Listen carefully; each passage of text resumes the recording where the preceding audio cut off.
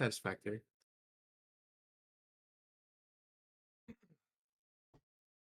All right, I'll go through much I have in my notes. Let's see.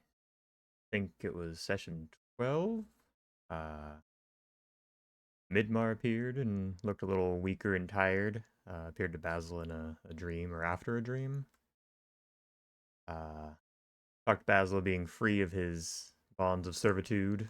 Um, but Basil was really kind of having none of that and further swore his loyalty to House Baracus.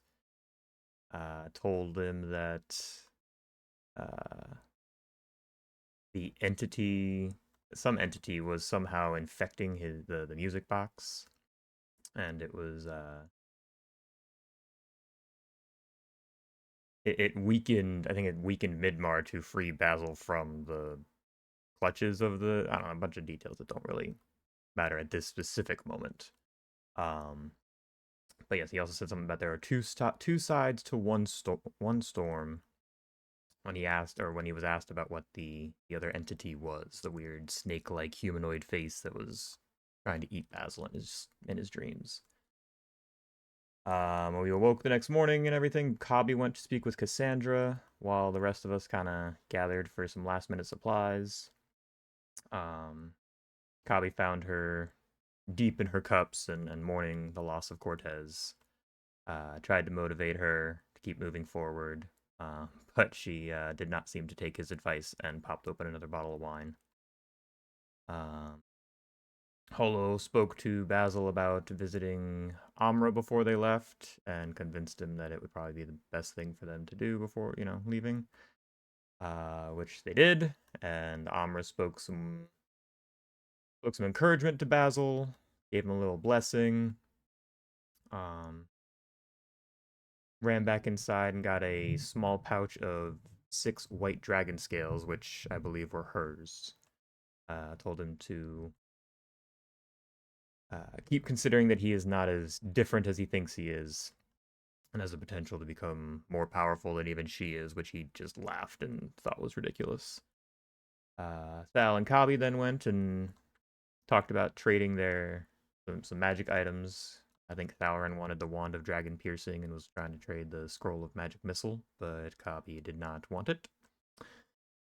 Um, Clearly taking a mental note of Thal's interest. What else? They also purchased some supplies and met up with the party and Amelia and Eric. Apparently, Amelia made some personalized water skins for everybody. I think the symbols were a wand, a music box, a hammer, and a wolf. And then Eric showed up and we set off. Well, I'm distinctly remembering, or this happened on our way back towards town. The whole sequence with the elk. Did it happen that session or the previous session? Last session, no. Yeah, it's later in this recap. We'll hear more about it. Oh, okay. Alrighty. Sorry. One thing to add, not that Basil will actually use them, but Amra said that if the sun's heat becomes too much, clutching one of these scales will, quote, do you good. Right, right. I do remember her saying that. Um, but you're absolutely right. Basil would probably, even in the most dire situations, not use them. Although use implies they'll go away, they might just be in your hand. True. Very, very true. But we'll have in character discussions about that. Do you want me to take it away from here? Or did you want to keep going? No, by all means, go ahead. Okay, I shall hop in. So yeah, water skins, the 4 ones, very cute. Amelia just continues to be the best girl in the world. Jeff, don't you dare. First day on the road, they begin traveling to Woodhurst. That is their stop. Uh, as they were going along, a wounded cow prompted Holo's interest. Upon healing it and speaking to it, it did say that something red attacked it. And before we knew it, bam, Heronball appeared. Heronball, the devil. He sighed as he said, the group disrupted his plans at Moreberry.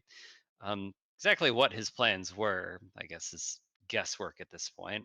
And he asked for recompense for the loss of his prophet, asking the group if they might uh, agree to a deal.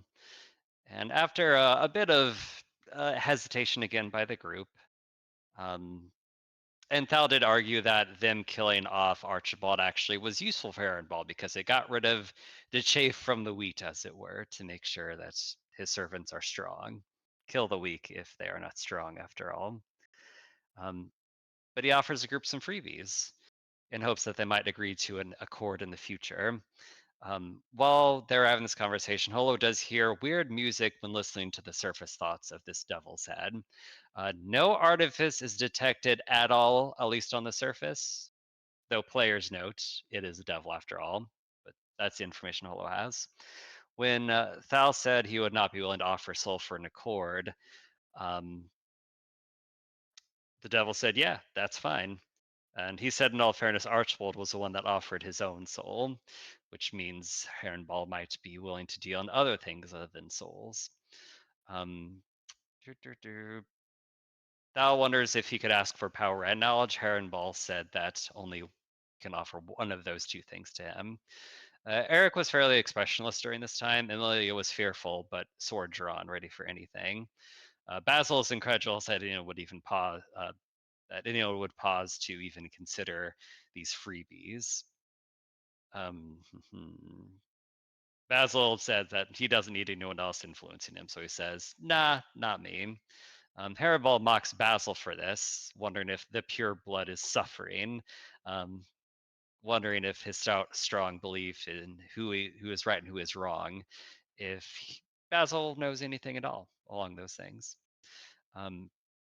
Hannibal does offer information to Basil, despite Basil not asking for it. He said that Basil had quite the time at sea. Ship blown apart by forces unknown was the phrase he used, and almost pulled to the depths. Um, he said it failed to grab Basil, but grabbed the master and forced him elsewhere. Herrenball thinks he may see his master soon, but what his form will be, uncertain. So Hella drops, something was trying to drag him down to the depths. He was saved, and whatever grabbed him grabbed his master, if the words are to be held truthful. It is a devil after all. Thal asks more clarifying questions as far as a debt being owed. Herrenball says yes, total freebie. Cannot promise Almarty power, but he might be able to give something power associated. Thal asks if his sister lives. He says his fate is not so different than what Thal sees when his eyes are closed. He says Thal is due a trip home, and if he is tenacious enough, his sister will not be ash on the floor, which has implications of its own. Holo asks if she is the only one who is humanoid, and she did specify humanoid, tails, ears. Heronball echoes the question, are you the only one? Heronball answers no with a sinister smile. He also says it's dangerous to be in the woods alone, especially. As Heronball leaves, he says he needs to mark one of them so as to better find them in the future. Thal offers his arm to be marked. He said pouring blood of any variety on this particular mark will summon Heronball. Basil's disapproving with what Thal was doing. Thal doesn't really care. He'll do what is necessary to bring a city to its knees and to make sure he keeps his family safe. Polo feels hopeful that Thal's sister is alive, although Thal wonders if it'd be better if his sister was dead, considering the visions he has seen. Eric offered some slight counsel, saying that devils are not to be trusted. Thal says most people in the world are not to be trusted, or few are to be trusted. They met so exit Heronball, the group continued on the journey. They met with drunkards along the road. Apparently, it's tense and angry emotions in that city, though a little unsure what's actually happening. Holo does commune with the Sandwolf that very night. She offered that blood is a way to grease the wheels between mortals and spirits, and at least that's what she learned from the druidic circle that she was from. Uh, During communion with the Sand Wolf, it got very hot around camp. Um, she asked a little bit more about what the wolf wants from her. The wolf seemed a bit angry and burst into sand. As the sand hit her eye, she had a vision, which I need to retcon some of this because I fucked it up last session. It was not Holo's previous friend. Holo does not know this orc. Is that correct, Jeff? That is correct. All you get is a sense of warmth and comfort from his image. Mm-hmm. And yeah, it's a male orc sitting, smile at Holo while holding something in a small cloth held to his chest. Feels warmth and comfort. As the image fades, all she feels is a dread, emptiness, and loss. Um, this time, the wolf was physical. It's something that Basil did see. All right, Chris, you want to take it away the last third? Yeah, let me grab my notes. Pretty much after that, if I remember correctly, because I can't find my book. I can keep going if you don't have your notes. That's fine. I mean, I can go off memory, but yeah, I mean, if you have like actual stuff in front of you, cool. 'Cause I still gotta find my book. Okay, I'll keep going. Sorry, I don't have like a summarized bite-sized thing, so I'm rambling a bit. But yeah, later that night, Kabi on his watch, he sees a elk appear white, and yells some. The elk yells very loud, and the group decides to pursue it. When they eventually find it in a glade, Holo is respectful to it, and it baits her to show her true form, which she does. And the elk does transform into a more humanoid figure. Um, Elk lower half, humanoid, torso, arms, and then an elk head with antlers. Uh, the elk named Holo as the wolf of the forest, and he assumed he would see her eventually. And he knew of Holo because he knows of all that is unnatural in the woods. He knew of her approach because the trees speak. Nothing's hidden in the forest. He says every time this happens, it's always with pleasantries. But he called Holo an abomination, unpure. Um, he accepts that the mistake of her existence is not Holo's fault, but it's a mistake that must be rectified all the same. He goes on to say that the desert is a blight brought upon the land as a form of punishment. The elk said that the nature has a way of bringing things back to their natural state. Um, After this, Thal threatens the elk, saying that forest can be burned if need be. And the elk says to Thal he would know all too well about fires, knowing face. The elk says that they'll meet again as he disappears into the forest. Polo says those threats are not hollow, they're a substance to them. She encourages the group to quickly get back to camp. She laments the presence of powerful fools around them. Thal says that we have powers of our own and that they will grow stronger. Holo was also appreciative of Thal moving forward to defend her in that particular juncture. That's when they got attacked by a cluster of fungus and vines. Thal tripped, so they were unable to quite get a quick get away. But they turned around, kited it, fought it, killed it without too much issue. Um, Later that night, Thal tried to dry off Holo with an unseen servant, but it did not work. Um, though Holo does show some appreciation, saying that the thought is what it counts. Thal is not used to being kind. The next day, the rain continues to pour. The group decides to park on the grass next to the road to waste things out. Holo speaks to the horse, whose name is Alroy. The horse agrees to be calmer in exchange for carrots at their next stop. While waiting on the side, the ground swells beneath the wagon. The horse and wagon dash forward as bugs begin to burst out of the ground. Also, the ground is very muddy, so difficult to say how traversing this mud on wagon is going to be. As a random mechanical note, Holo has 1 point of exhaustion. That's more of a random for me. And just to add on to that, for the mark, it is technically on his shoulder to avoid it being seen easily. Upper shoulder, bicep, Upper shoulder. upper shoulder. I shall correct. What's it look like?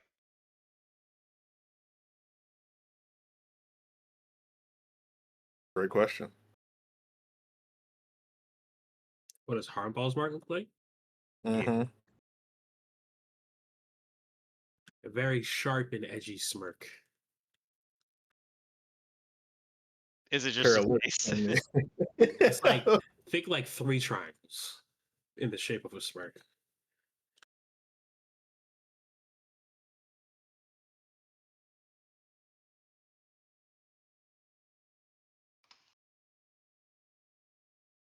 One day I'll hop on Paint to show you guys. Oh, you know, I can actually.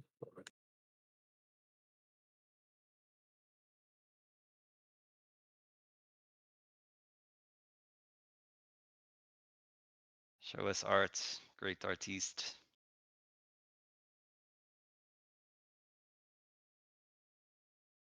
While you do that, I'll open up Roll20.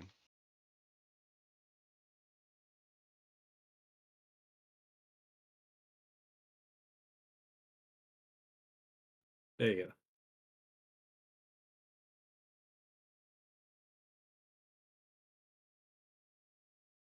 Nice. Is it red? Yeah. Yeah. Well, on a flower, and it's like a. It's white. Cool.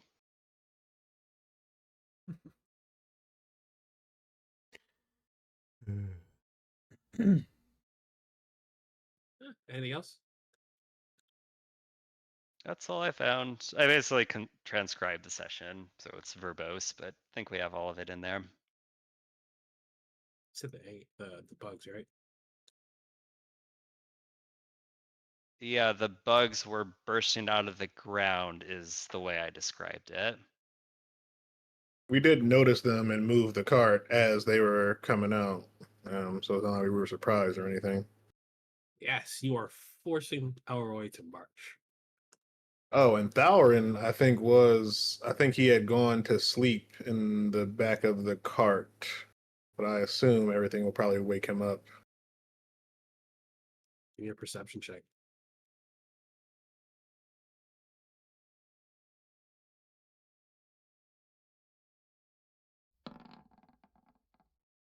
No, you're sleeping. Unless someone wakes you up, you're still sleeping. Okay, You're then. tired.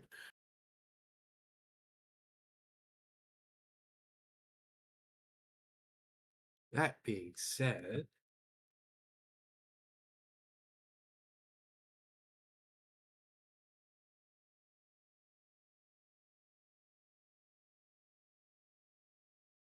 sorry guys, my roll 20 is doing like a really weird thing right now.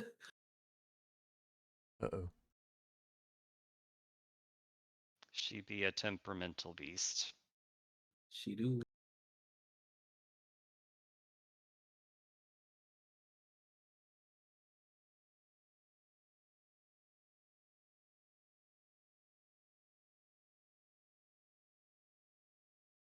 I like that one better. Like what better? What Chris put in Discord.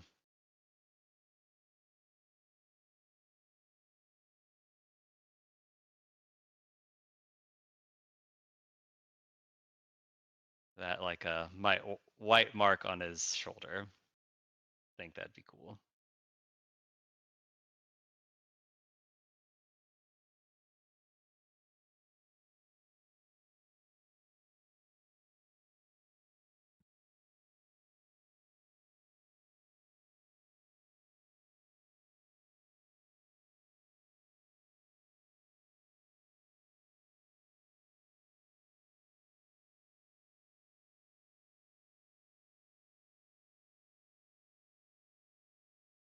We had a lot of good lore dumped last session.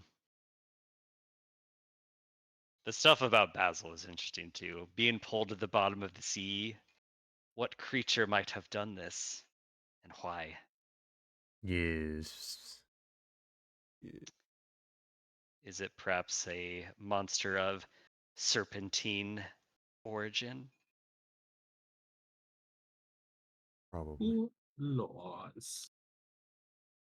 That being said, you guys can put your tokens on there wherever you like. It's just really for the turn order. But I need some initiative rolls. We rolling. It is $4, right? Nice.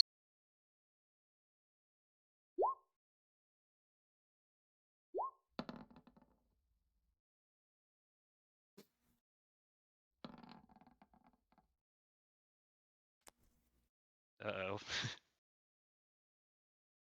Oh, this is at disadvantage too. Shit.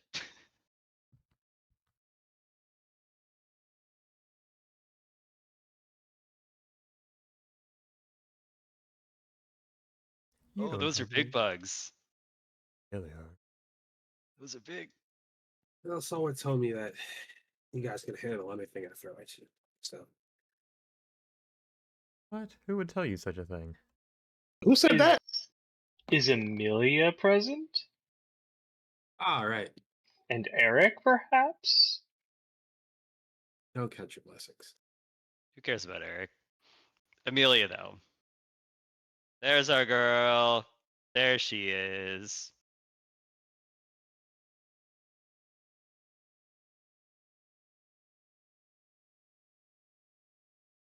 So many tokens. She a human or a half elf? Half elf. Oh, Amelia. Disgusting.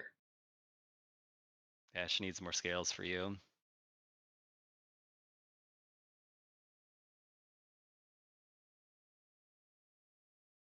Apologies. Now I'm looking for her token.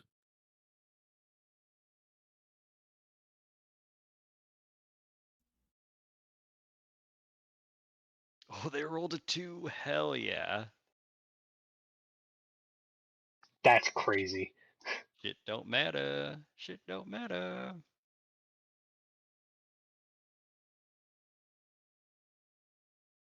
For the DMs out there, or just in general, I might start hiding rolls because you can mouse over the roll to get a feel for how strong the creature is, and I don't like that.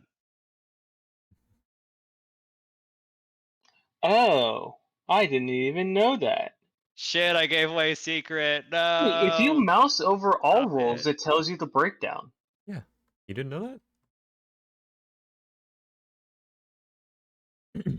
I didn't know that either. Oh, wow. So like when we Okay. correct your weird rolls, if you accidentally click things are off, that's how Kevin and I can kind of break down what's sneak attack, what's extra weapon damage, blah blah blah. Yep. Useful to know. But also it is cheating as a player, so I don't know. Scout's honor, don't do that too much, please. No, I promise I won't. I'm an honest kobold. Uh-huh. I do it all the time. What are I just these? don't use the information.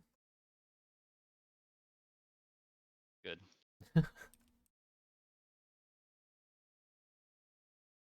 Some hot initiative rolls coming out. Oh yeah.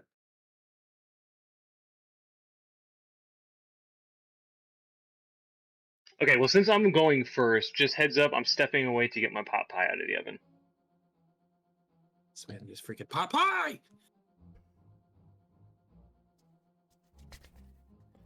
Got the chills. Also, fair warning, I have thunderstorms rolling through all evening, so I may lose power again. That's fine.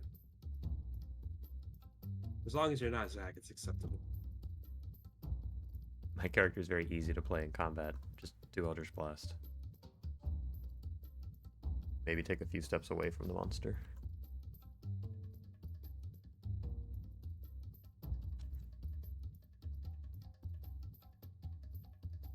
May I request a full description of Eldritch Blast? What does Basil's Eldritch Blast look like? Not now, Uh, you know, when you cast it. Sure. Is it like a watery snake? Never. Ever. Never. No. Well, I'm the DM, so I say He tries to make it not that, but it ends up coming out as a watery snake every time, and it disappoints him. oh. That's a I have a military return blob. pot pie in hand. So, just to get us all on the same page, as you guys were talking, you have heard movements in the ground and have immediately decided to run into the cart and told Elroy to step on it. It is still heavily raining. The roads are very, very muddy. And you can see these 3 giant bugs bursting out the grounds, chasing after your cart, though their movement on land also seems to be hindered by the mud as well. So, really, you're all just keeping pace.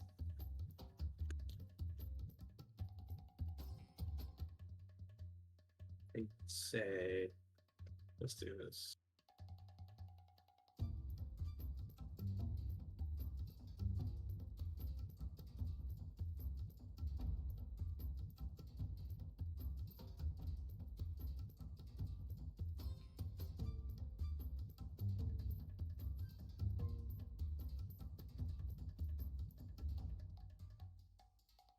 You guys could kind of align yourselves how you're positioned in the cart. It'd be greatly appreciated. I'm gonna be sitting like right at the back corner, crossbow in hand.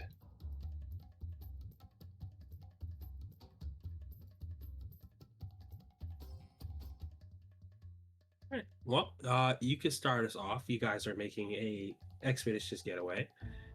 But these 4 giant bugs have bursted out the ground and chasing after you, and you can see them clearly, Cogni.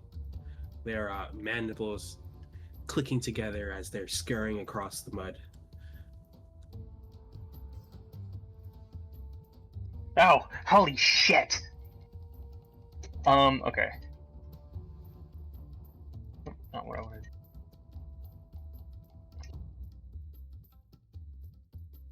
I'm going to take a shot.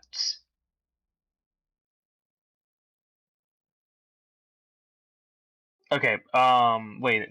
Give me a second, hold on.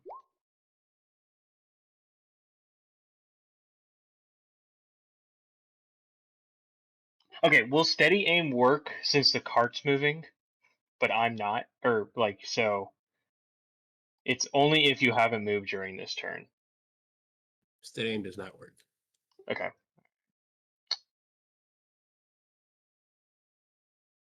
Also, don't forget to loop the music. Yeah, I just noticed that. Trying to remember which one I played. Okay, then I'm just gonna take a shot with my hand crossbow at the one directly behind us. No sneak attack unless... Are they in difficult terrain? Does that give me advantage?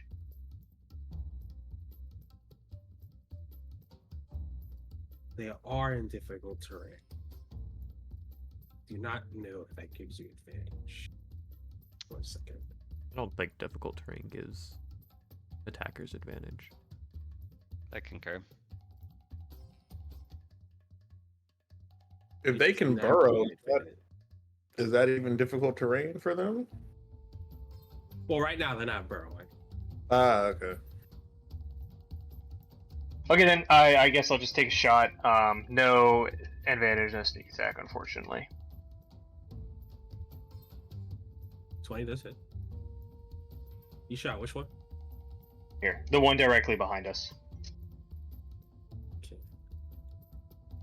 I will move to the back of the cart as well. I'll kind of crawl over what's in the cart and stand right next to Thal and behind Amelia.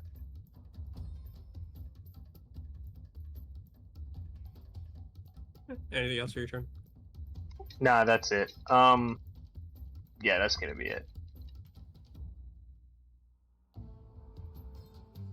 Okay.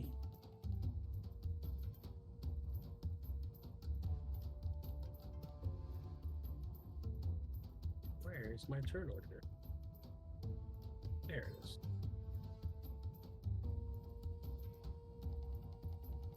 Basil, your go.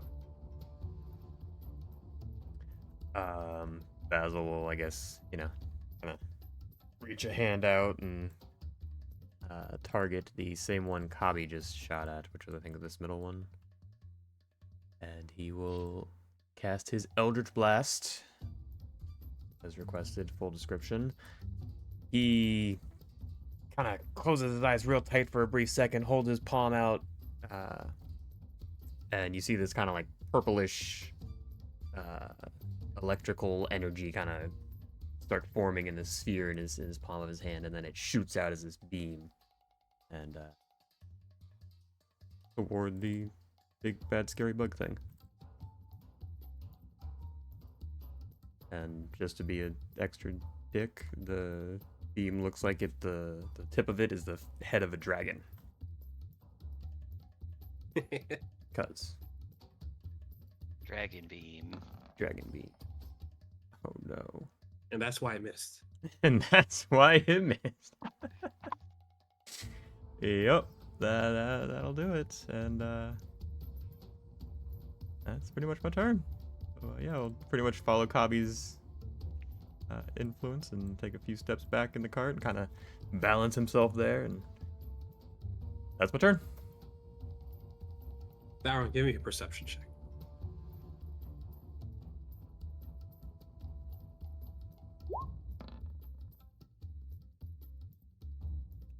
You do hear the blast fire out from Basil's hands. As you are now coming to, you notice that Kabi and Basil look a little concerned with Holo at the back. You can feel the cart is moving at a rapid speed and kind of bumping along around the road. I will say What? you are starting prone, though I don't really think that makes a difference in this situation. Okay. What's going on? Why are we moving so quickly? Bugs, shoot them.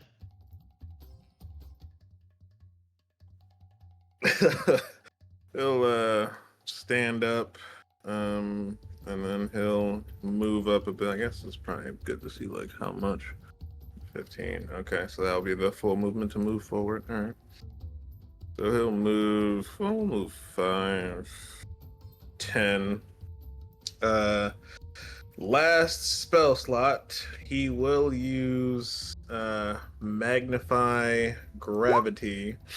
So normally where you see that he might have stomped. This time you'll see him hold his hands out, and a similar purple hue to Basil's Eldritch Blast comes over his hands and eyes, and you'll start to see the gravel pick up as it rises in the air, and then he just slams his hands down to the ground as it just comes crashing down on them.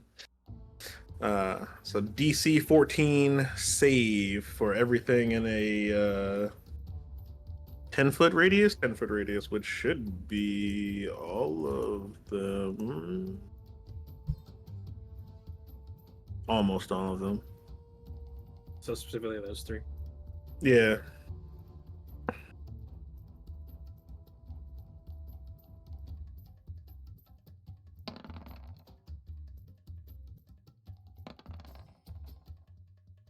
So 2 of them are able to kind of just truck through the magnified gravity, but one of them feels the full blunt of your spell, and you can see that it kind of falls behind a bit. So 8 damage to the one that fell behind, and 4 damage to everything else. And that one who fell behind, his movement is halved.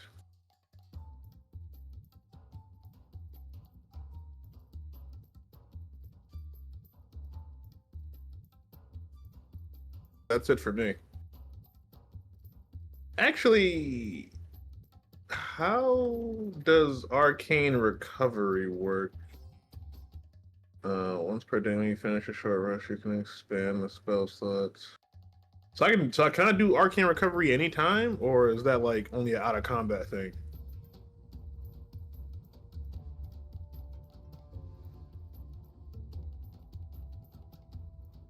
When you finished a short rest. Haven't we had a short rest? Or does it have to be like directly after it? You're saying? I think you do it like as a part of the short rest. Okay, okay. All right, then yeah, that's it for me. Holo. Holo brings her hands together and begins to create a sand sphere, which then turns into a little sphere of bramble, like a tumbleweed. As the cart's rushing forward, she drops it off the back. It takes 1 bounces, 2 bounces, and then it bursts into a large square of bramble. So in the area, I'm putting. Oh, I can't move by. Oh yeah, I can. Spell save, strength save throw. DC's 14. If they fail, they are restrained. If they're not restrained, that's still difficult terrain that they have to get through. So they are restrained until they use an action to become unrestrained, and it's another strength check to try to get out of it. Gotcha.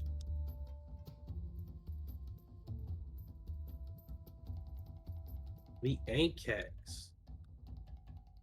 So what we're kind of holding on to have now started to fall behind. I'll say they're even back here a bit. But one of them is able to get close to your cart and is going to attempt to bite at the wheel.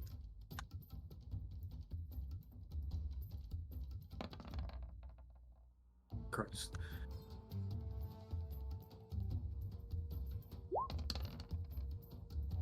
I don't know why I rolled damage, but anyways, you can kind of feel a big chip and spiral as the wheel gets hit by the bite. You can feel the cart start to shake side to side a bit. Holds on for as long as it can, but it does let go, and the wheel feels like it's rotating at a weird pace. The 2 Ankegs that you're strained are going to obviously try to get out of it. They both escape. They're able to just kind of force themselves out the bramble and start to burrow themselves a bit underground. This last one is just gonna, continue. He's going to dash, which you can see has a slight hole on it. Looks like it's breathing a little harder. Amelia's turn, which is Elroy's turn, to be honest. Because she's steering.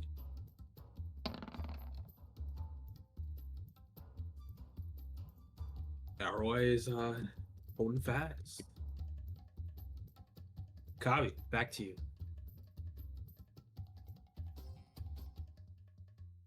Okay, this guy within 5 feet of Thou? No, 10 feet, damn. Really, he's more like right there, but not that makes a difference. Okay, I'll move forward, and you're saying that the cart is the cart stopped? Sorry. No, it's just kind of like shaking back and forth a bit. You could tell that the wheel is slightly damaged. Okay. Yeah, then I'll just take a shot at this guy right at the wheel. Does it?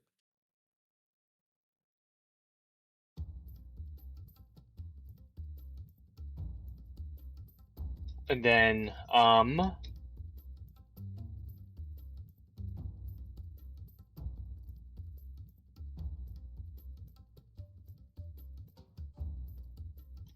they're too far away. I'm gonna hold that. Okay, I'll move back, but that's gonna be my turn.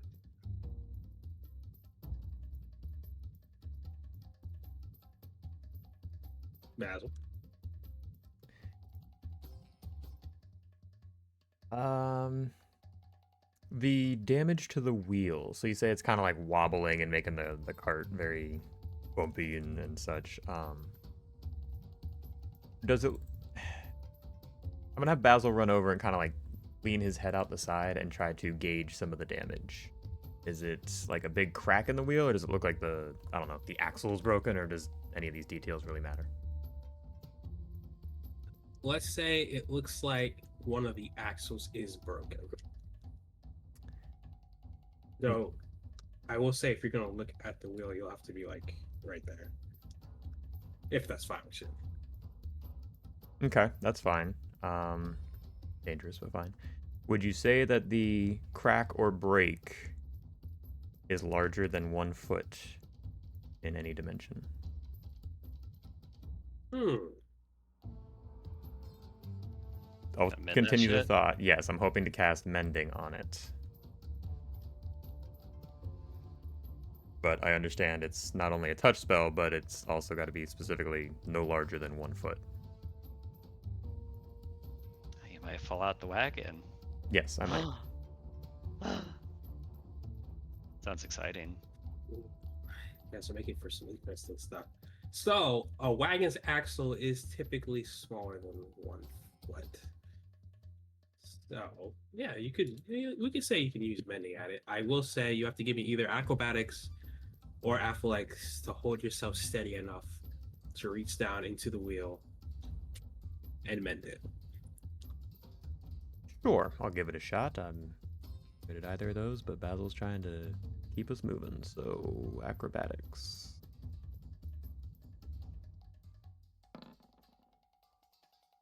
Yeah, success. Well, you are able to successfully mend the wheel with your magic, and you can kind of feel the wheel starting to steady.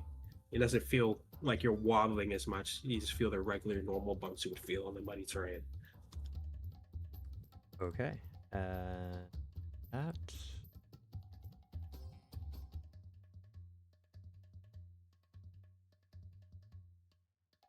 That's pretty much all my movement. Yeah, I'll stay here. That'll be my turn. Kind of hanging off the side of the cart. Sauer?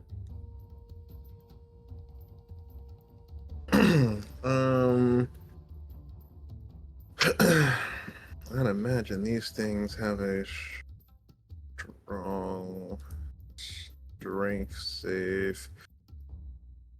Do I push? Do I firebolt? I am going to attempt to. I will say, before you do anything, I don't know Okay. if it influences. Do keep in fact that there is heavy rain occurring right now. Okay. Fair enough. I'll go ahead and attempt to telekinetic shove this one back. That's going to be a DC 15 strength save. Jeez. Cool. So yeah, you'll see him, and well, for this to actually work properly, he'll probably squeeze in between Basil and Holo. It's like, move aside, Basil, and you'll see him condense I guess a bit of raw mana into his hand, and it just forms into a pinpoint, and then he pushes it out and kind of explodes with force and moves the creature backwards. All right. So we'll say, and I guess to reestablish distances, these two, last you saw, they were roughly 30 feet behind, but then they burrowed underground, so you don't really see them anymore. This one is trailing behind about 5 feet from the cart, and this one is about 60 feet away from the cart. Okay. Just to give some distances. Yeah, I don't really have any bonus action stuff. So yeah, I think that's it for me. Holo. How fast is the cart moving? I was thinking about dropping Moonbeam at the rear of our cart if it can keep up. I can move it 60 feet a turn. I will say the cart is currently moving 20 feet. Okay, pretty soggy out here. Yes.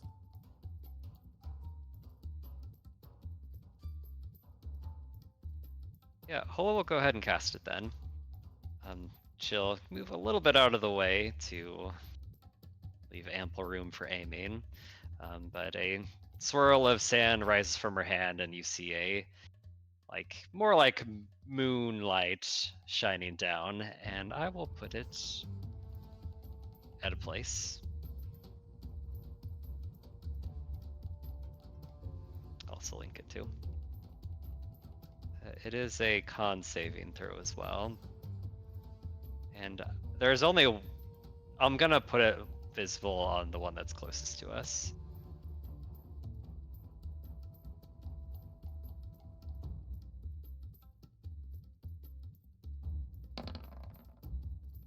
I guess a 5-foot radius is really kind of small.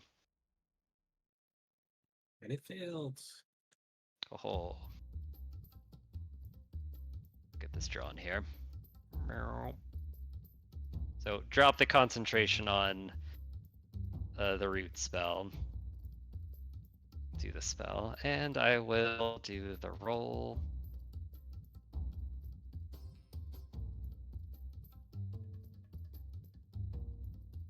And as she's channeling it, you do see that there's just a constant swirl of sand on her dominant hand with your shield in the left. And she'll end her turn.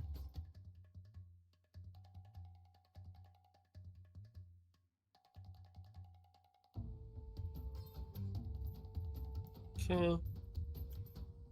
The end keg, so you can fire it off again. What did we say about the damage? We said you keep it or you re-roll it.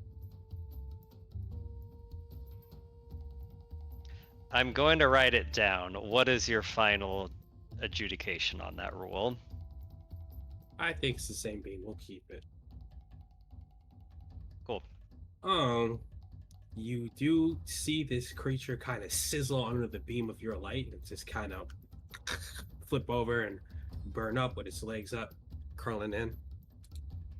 It is Denzo. Done so.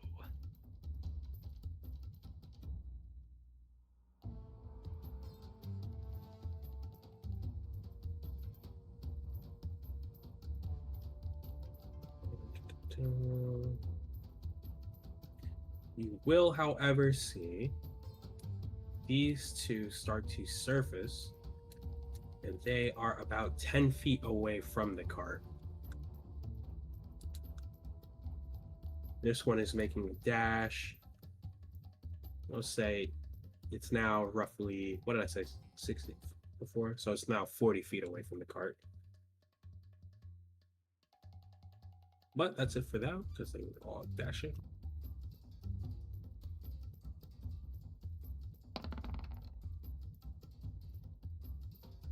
Ooh. You can kind of hear Elroy is panting a bit more now. But that's about it. Kabi.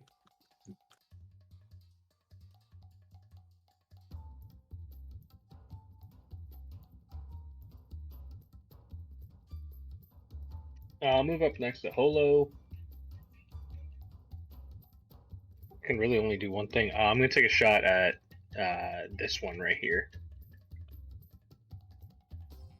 Go for it. You miss. And instead, I shoot Holo. Yeah, no. Damn. Okay. I'm just gonna move back. Back then. Basil.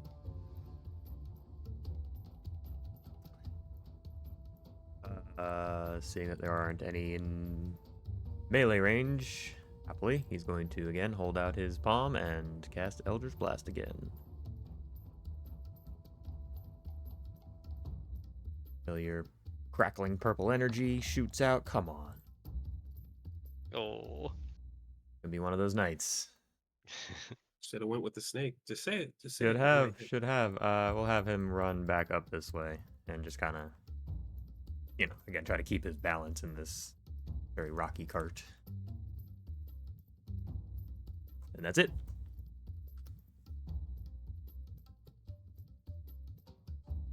Devour him. All right. So 2 potential ideas. One is to use adjust density on the actual cart itself to make it lighter for the horse to have an easier time of moving it, or use it on the horse. And according to the spell itself, it says it gives the horse an extra 10 feet of movement speed, but I don't know how that, like, adjusting the density of the horse, does that affect whether it can carry the cart or not? Can you link the spell for me? I just need to read it.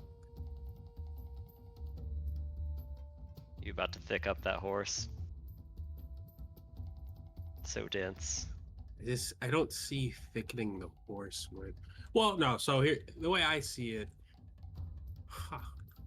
it's a unique situation. Hold on, let me read this.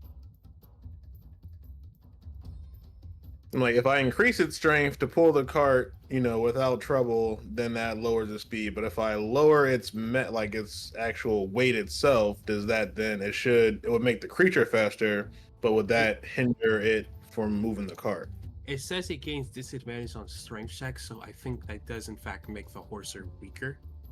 The horse. Okay. The horse weaker. So if I do it on I'll the say cart, it even cancel out. On the cart, yeah, you could definitely do that. okay. All right. So you'll see him put his hand down on the cart itself, and then he gets enveloped in this, purplish black magic, and he will adjust density on the cart to make it lighter. How big is this cart?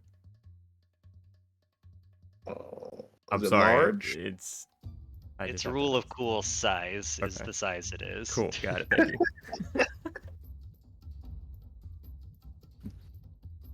It says large or small. Well, yeah. The object or creature must be large or smaller. So I don't know if this counts as a large object. I would assume so, unless it's bigger.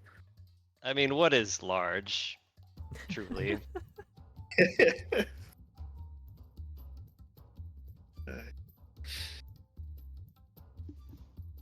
DM final call. I mean, I'm fine with either. If it doesn't work, it doesn't work. It's all good. Sorry, I was slightly distracted. What was that final argument we're making here about the large creature? Yeah, no. So the object has to be either large or smaller. So does this cart count as large, or is it bigger than large?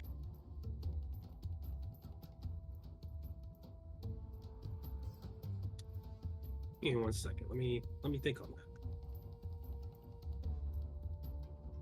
Large is a construct developed by humans, and it depends on personal reality. And in Accurate. Thal's personal reality, the card is a large object.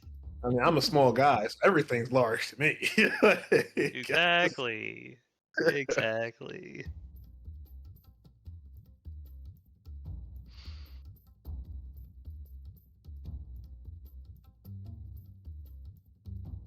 Apologies for the extra work. Oh no, you're fine. Ha. Ooh. So technically, oh no, that makes for an interesting argument. Hope you don't mean mine. As I was kind of researching, I kind of put up what a stagecoach is, like how tall, how long it is.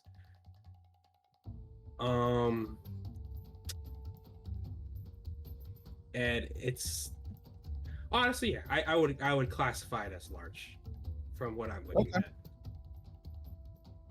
So then, yeah, if it's large, then I will, again, same effect, putting hand to the ground. This purple, darkish magic envelops the cart itself, and it is lighter. You guys do feel that you are moving a little bit faster. As that is an action, that is pretty much it for me. Hello? Beam of light moves. She waves her hand and she like is basically projecting this magical sand from her hand to move this, and you see her with some effort move it over to these two as they begin to suffer under the effects of this radiant energy. Con save 14. That is the wrong creature. Wow. What's the math? It's just +1 to each of those. So one of them fails, one succeeds. The one to the left fails, the one to the right succeeds. Okay. 19 damage to left and 9 damage to right. And Ola will continue her concentration and end her turn. Now more doggedly holding on to this spell as best she can.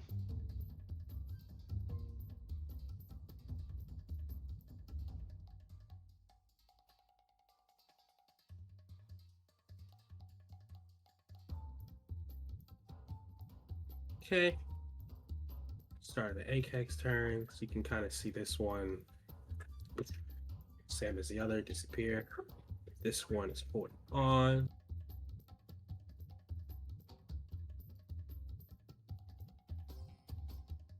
To escape the light that is firing upon it, you do see it kind of burrows under the ground. This one still dashing is, we'll say it's made it about, five. Sorry, I'm doing math.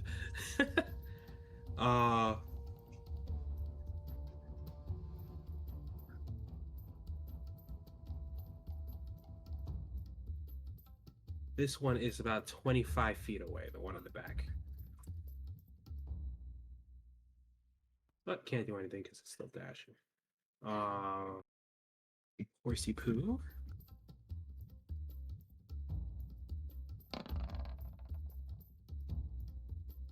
Holding on strong. Come on, Elroy. Kabi, your go. The one to the right is underground, so you can't see it, but you do see this one 25 feet away from the cart. Then I'm gonna shoot that guy. Shoot it. You miss. No, then I'm gonna run away out of shame. Yeah, that's it. Shame. Basil, anything for you? Yeah, he won't move this time, but he'll kind of, again, hold the hand up, Eldritch Blast out of the cart, and at the same one Kabi just shot at. Come on, Basil. Come on, buddy. Third time's a charm, right? Come on. There we go. There it is. Hey. Ooh, Heyo. big damage. And it is pushed back 10 feet? 5 feet? Let me double check, I'm sorry. Repelling blast, push 10 feet away.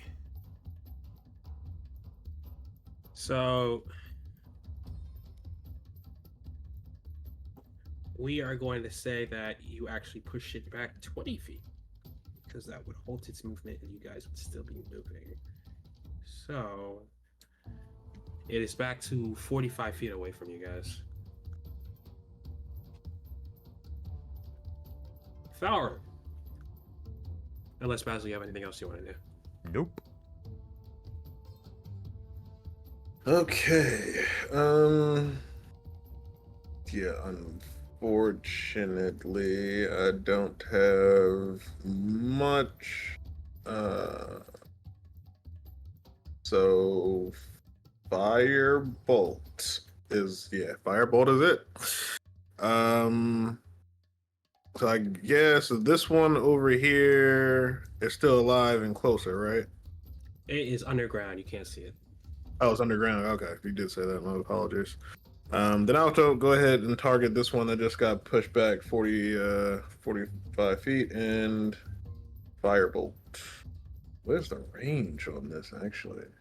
120. Okay, yeah, I'm good. Bang. You do hit. Bang. I would assume, since you said it's raining, the fire might be diminished, or is it full damage? It is slightly diminished. Fair deal. Figured. Yeah, that's pretty much all I can do. The just density goes for a minute, so we should be good. And that's it for me.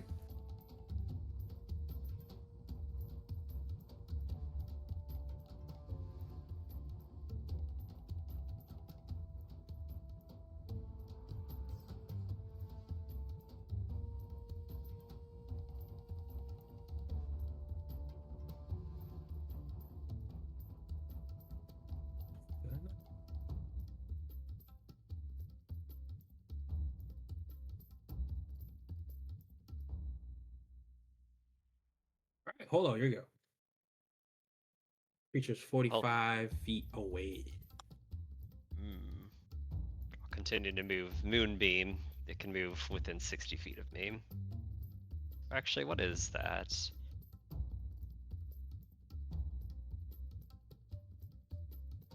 You can use an action to move the beam up to 60 feet in any direction. So it can be further than 60 feet from me, but it can only move 60 feet.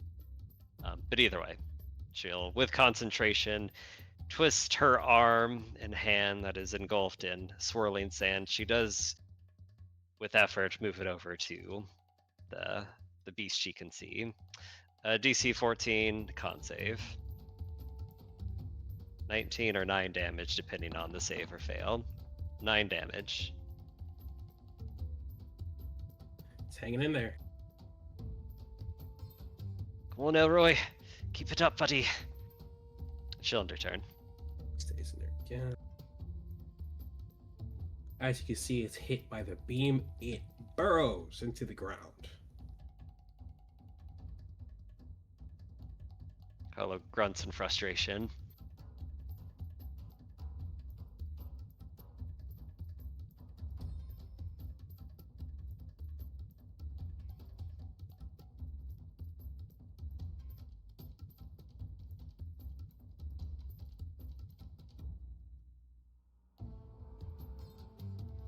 Okay, let's see what's going on with Elroy.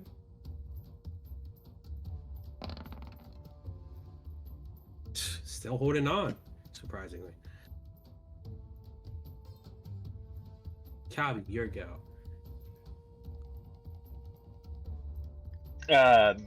They're all burrowed, right? Yep. Oh, not really much I can do.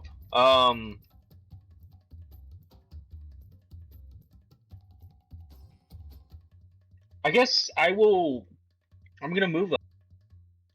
And can I prepare an action that when they unburrow, I take a shot at them? Sure. Okay, yeah, then I'm gonna prepare that action, and I will be right back. And that's gonna be my turn, obviously. But BRB. Basil. Basil 2 will kind of lean out of the side of the cart and prepare an Eldritch Blast and just kind of hold the crackling purple energy in his hand, waiting for the enemy to appear.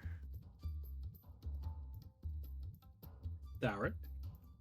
Pretty much same thing. He will. You'll see flames sparking on his fingertips, and he will survey around. Once they appear, he'll attack. Holo. Holo will. This thing only does damage to creatures. She is going to hover it over the back right axle and end her turn. Oh.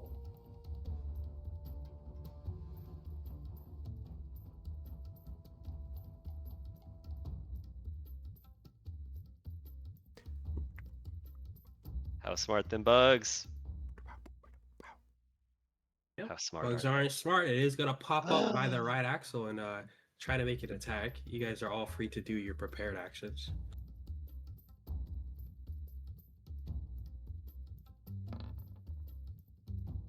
What would trigger Misses. first, the moonbeam It's damage or their attack rolls? probably the moonbeam damage since it's popping up by the thing. So I will have it roll its con. Okay, so 19 or 9 damage.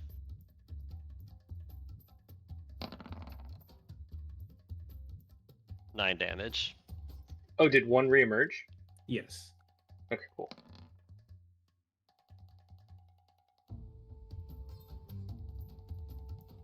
All of a sudden, I can't click it. What the heck? Oh, that's why.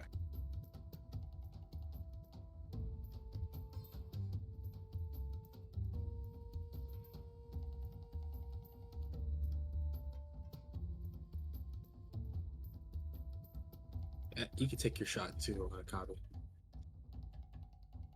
Do I have sneak attack? Is that within 5 feet of Holo?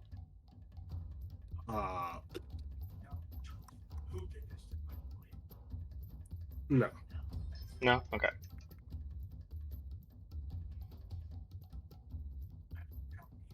You 14? That does hit.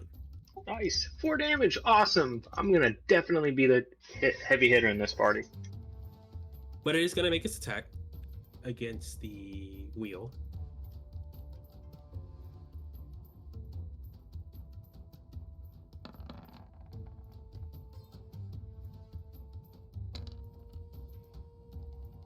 And again, you can kind of feel the stuttering of the card as it's kind of wobbling along. But that's all it can do.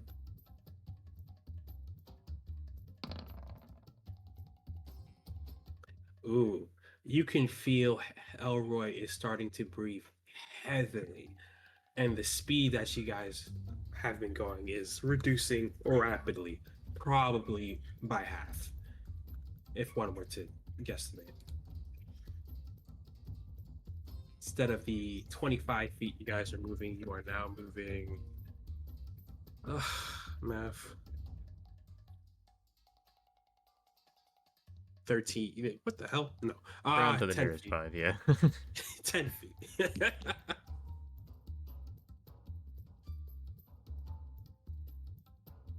only one of the Onkegs reemerge? Only one reemerged. Cool.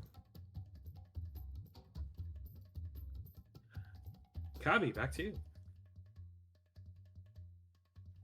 Whatever could I do? Actually, I'm going to use my Draconic Cry. Wait, is this thing within 10 feet of me? No, that's 15 feet. Son of a bitch. Okay, yeah, I'm gonna just shoot it. You hit. Is it looking a little worse for wear? Oh yeah, it's looking terrible. It's looking pretty mortal right now. Well, there's that. Okay, then that's gonna be my turn. Basil. Guess seeing that this thing's looking a little rough, he's gonna hopefully finish it off and throw another Eldritch Blast. Crackling purple energy, go Dragon Head! Tough. Ayo.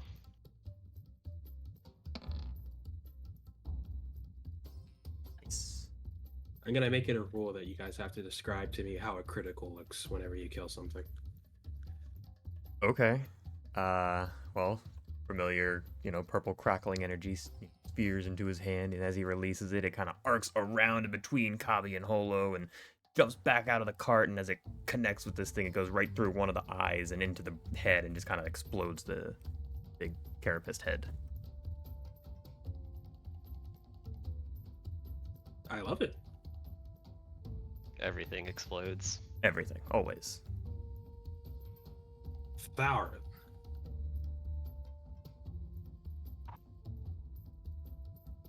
Okay, so that one's dead. The other one has not appeared, right?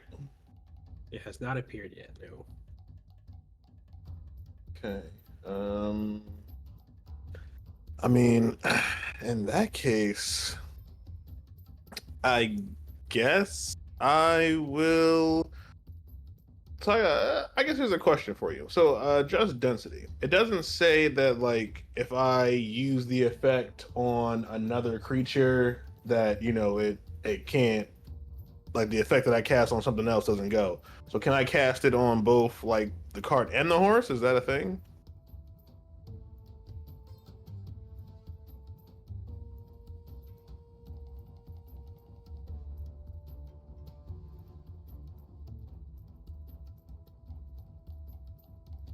You are concentrating on it, so you can't do it on both. Gotcha. In that case, I will just hold another firebolt, waiting to see if the other one pops up. Okay. Hold up. May I use my free action to do a perception check to try to track the burrower? Sure. Beat an 18. Advantage. Ooh, yeah, disadvantage. This will be rough. Now you have no idea where it is. Yeah, Holo concentrating on her spell, trying to listen with all the rain, spell casting, exploding of bugs. Does not catch where it is. But she goes off of intuition. Keep looking behind us, everyone. It might be going after Elroy. And she is going to move it, the move beam, all the way around to Elroy's left flank and end her turn there.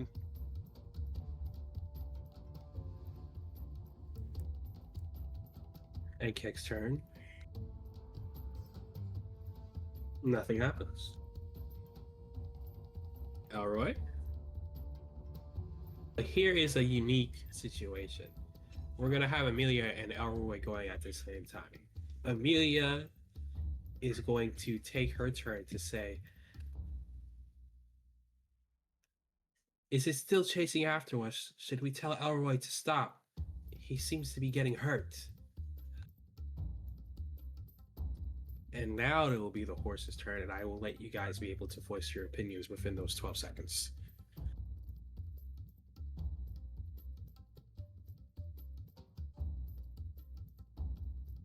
Let's stop. He can't run anyways at this point. Let's get out and make sure we kill this thing. If it's still around, it may have retreated at this point.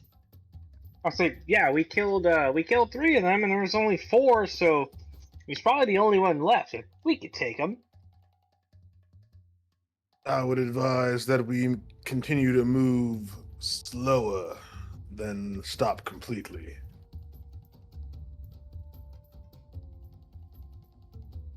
I believe we need to stop and make some repairs very soon. I'm not sure how much longer the cart will hold out.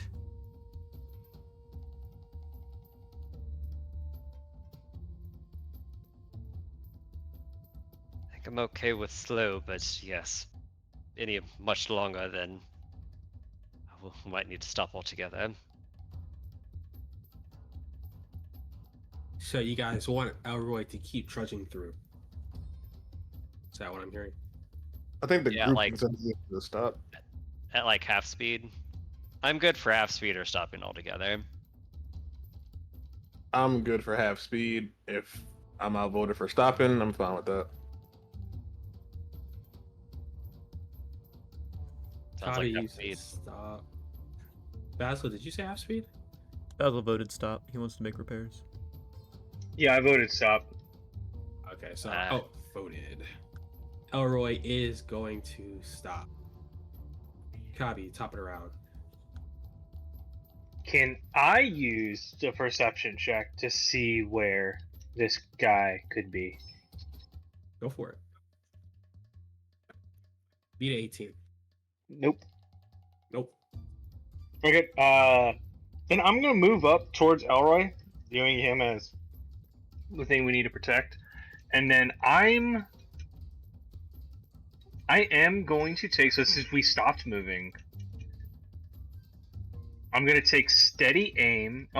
So here's the question. It says attack roll on the current turn. That's the turn order until it comes back to me or back around to me, right? Yes.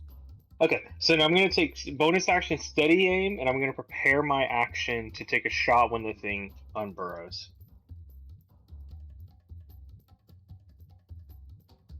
Copy that.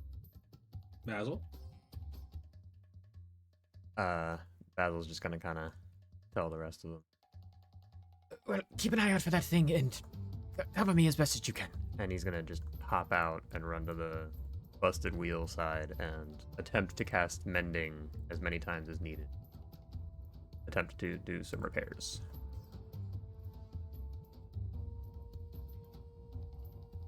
You hopped out. Interesting. You are able to fix the axle. Okay, I'll just spend my whole turn casting mending and attempting to do as many repairs as needed.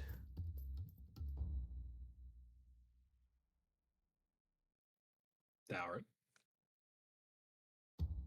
Thourin will, I guess, pretty much just stand guard. And I guess he'll hold on to Firebolt if the creature should pop up.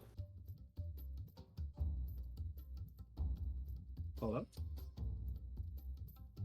Hello will shout to Amelia. Get down and guard Elroy's right flank. If anything pops up, attack it. She says that. Holo move 5, 10, 15, 20, 25, 30. Prepared action, she will cast Primal Savagery on anything adjacent to, well, anything within range, within melee range. And Holo will end her turn. You see her hand morph into a more wolf-like shape with claws dripping with acid, reaching out. That'll be it.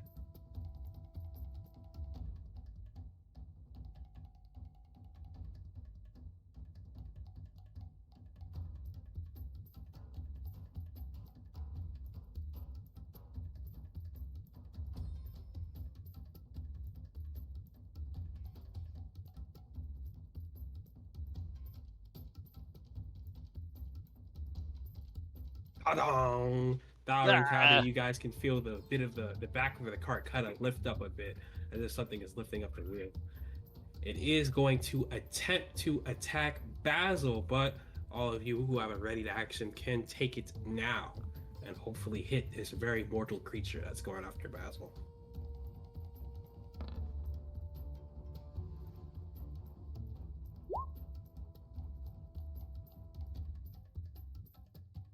And yeah. Well, if you want to roll 2, you can. Or you're not close enough. It's out of range, so other two can take it. All right. So, just in a rapid flurry, you can't tell if it's the firebolt or the arrow to the buttocks. The creature gets his mandibles just close enough to reach Basil as he's working on the wheel. And as it's closing it, you can see its movement start to halt, and it just slowly sinks back down into the mud, dropping the cart behind it. Though the cart is still slightly lifted at the back due to the carcass of the creature.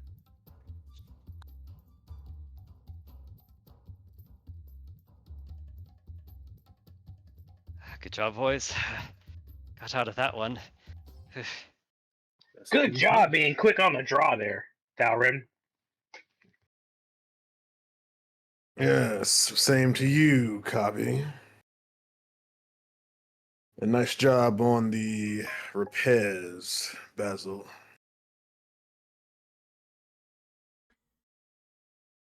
Yes, well, thank you.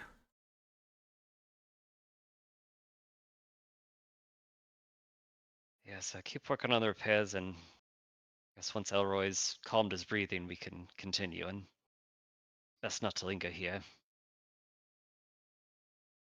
I believe the forest does in fact want to kill us.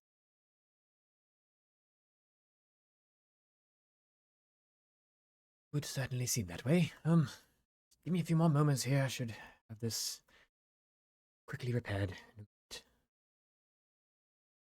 Good, I'll see to our horse. And Hollowell, again, breathing heavily and sweating, kind of laboring with her magical energy. She does cast a new spell that I'm going to dub Good Carrot rather than Good Berry. So But she will conjure up a 10 bushel size, carrot size bushel, and she'll feed one to Elroy.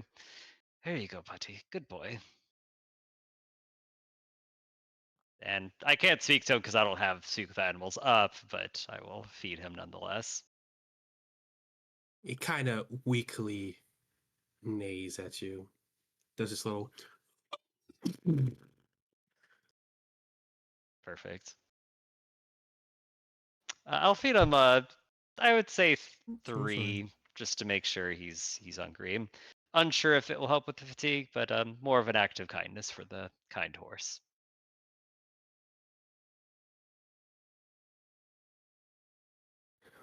Amelia says, looking at the horse. Um, I don't know if he'll be able to continue today.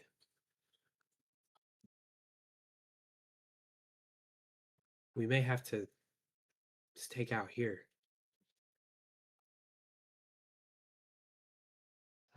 I don't know horses as much. I know wolves more than horses, so we'll need to take your word for it.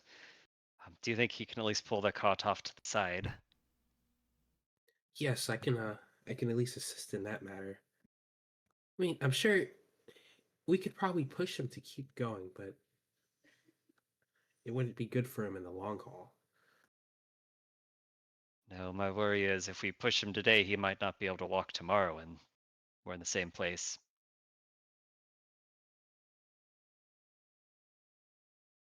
Amelia, she kind of goes to help move the cart with Elroy to the side, and to a little more forested area. It is still pouring heavily on you guys, by the way.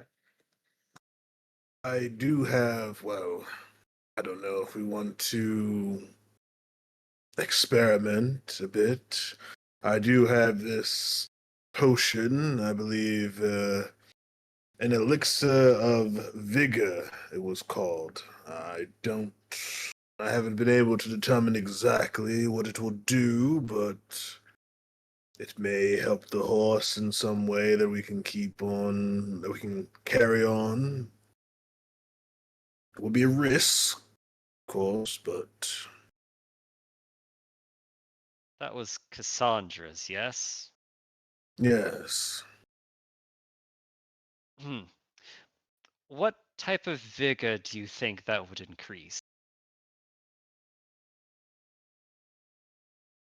Are we really Well, debating feeding a magical potion to a horse?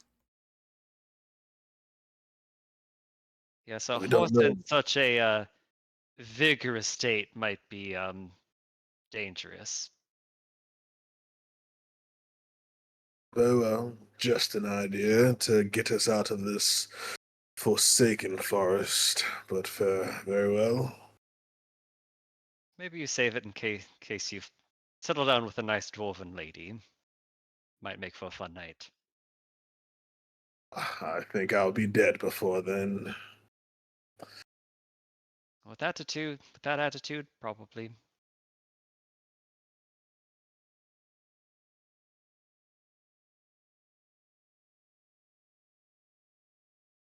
Yeah, Holo will, as best she can, help with the horse, but mostly just trying to find a maybe slightly covered area that they could maybe hide the cart with some chance of it not being seen. Give me a survival check. Living. Does take you about, let's say, an hour of searching, but you are able to find like a little bit of an overhang near a hill. Don't even know if that makes sense. You find a cave. Not a big cave, not a deep cave, just more of like a hole in the wall in a hill. You guys could nestle up in there to fend off the storm. It does take you an hour though, so I do need to double check something.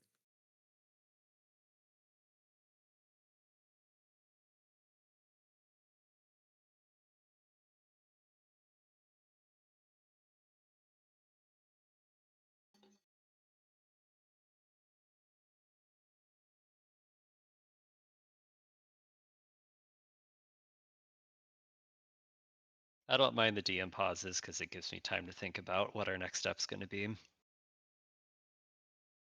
It proceeds as normal, so you guys can continue. Takes an hour, but you are able to find a hole in the wall, like I said.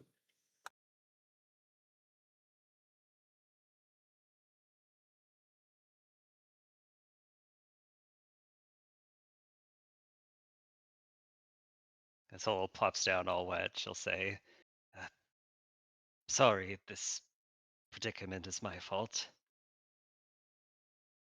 Oh, 'tis the arsehole of a forest spirit's fault. Ugh. Anyways, wake me if anything interesting happens. Yeah, I'll take first watch if y'all are tired. I feel pretty good myself. Yes, I'll stay awake with Cobby. Well, As he kind of sits there and keeps casting prestidigitation over himself and cleaning off all the mud.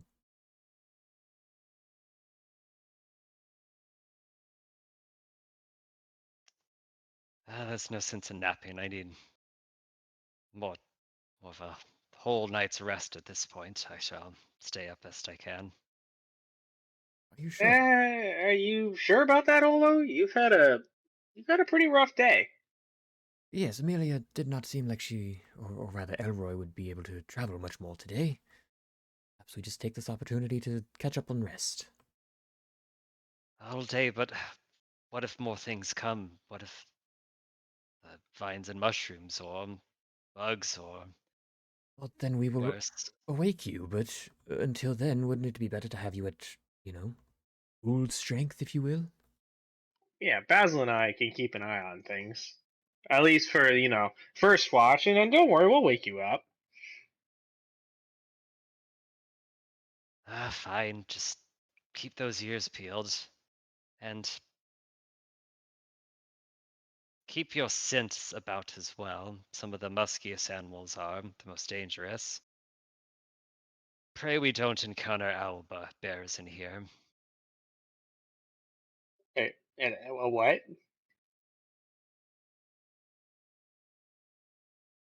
Think bear but owl, head but bear body, claws and beak, both as I dangerous as a sword. I don't know what a bear or an owl are. I'll show you both sometime. Oh, okay. All right. Well, then I will keep a lookout for something with sharp claws and a beak.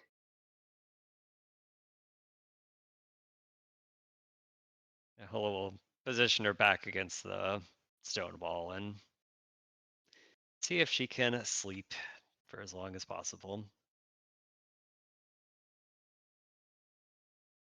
I will take perception checks.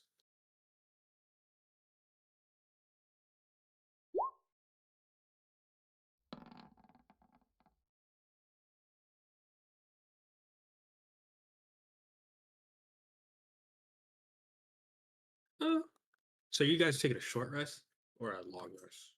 Short rest, right? 'Cause it's still probably midday. I mean, it sounded like we weren't able to really travel much more with Elroy's condition, so I think we were planning on just resting here for a long rest. So you guys are just gonna stay the whole 8 hours, maybe travel at night if need be. If need be. Anyone else yell at me if I'm wrong or speaking for you guys, I apologize. That could be an Yeah, option. We could sleep all day. Um, if we travel at night, your exhaustion will kick in the morning unless you sleep. It is also still raining heavily, so do with that what you will. if the horse can't move anywhere until the next day, then I mean we really don't have a choice one way or the other, so might as well long rest. Yeah, let's take the day, and hopefully the weather will clear up enough for us to travel in the morning. Do it for horse. Valorant is out though, like full 8 hours he is gone. So let's say Kavi and Basil are, I guess, on watch for 8-ish hours, unless you guys want to do anything else. Any RP you want to do? Any side activities you want to do? Feel free. Tell me now, or forever be submitted.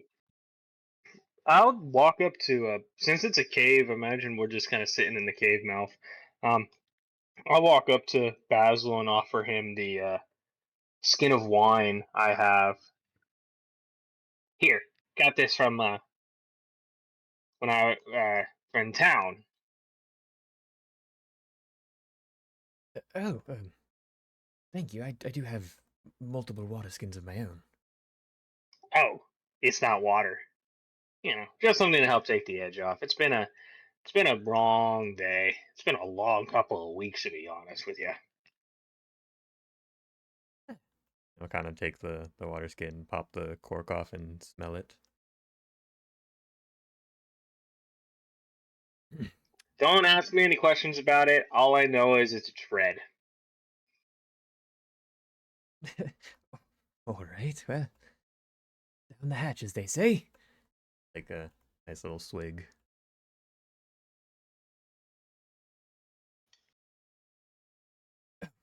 Thank you. It's hot, but yes, thank you very much. Here you go.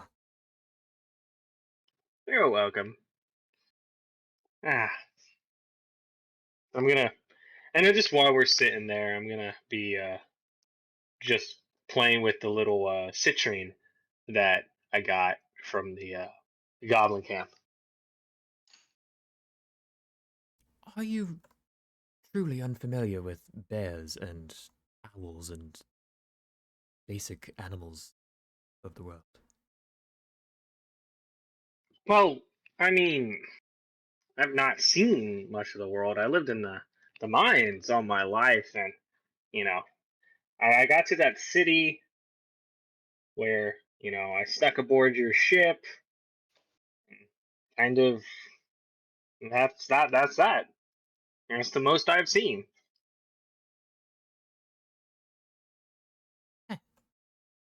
Figured you would have at least heard stories or descriptions. Okay, well, how about this? And, well, this one, and He's gonna cast minor illusion.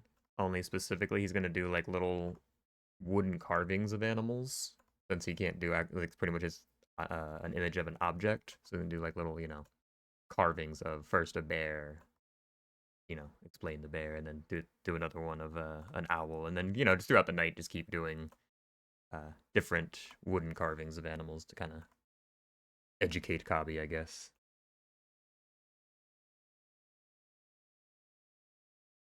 All right. So your 8 hours are going to be spent teaching Kabi animals. Pretty much, yes. Oh, and now I'm curious, Kabi, how interested in are you in all that, learning the animals and Yeah, whatnot? I'm pretty interested in it. I'll ask what questions I can about how big are they? What do they eat meat? Can they fly? Well, yes, of course, the birds and the owls and such can absolutely fly, and the bears, they grow quite large, and they eat meat and many other things, as I understand. So I imagine I'd be a bite-sized snack for them. Oh, yes, we would all be a good meal for them, I assure you.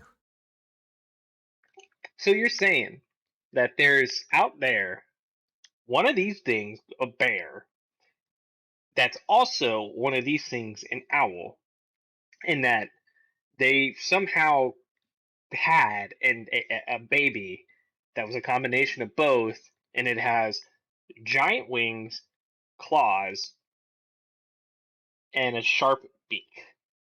How does the logistics of that even work? I'm not entirely sure. I had never heard of one until Holo spoke of it a moment ago, but I was shocked that you hadn't heard of the bear or the owl. The combination is new to me as well. But it's like, it's just crazy. Why does something like this exist? What's the bloody point? We live in a world full of strange creatures and magic, and who knows how they came to be.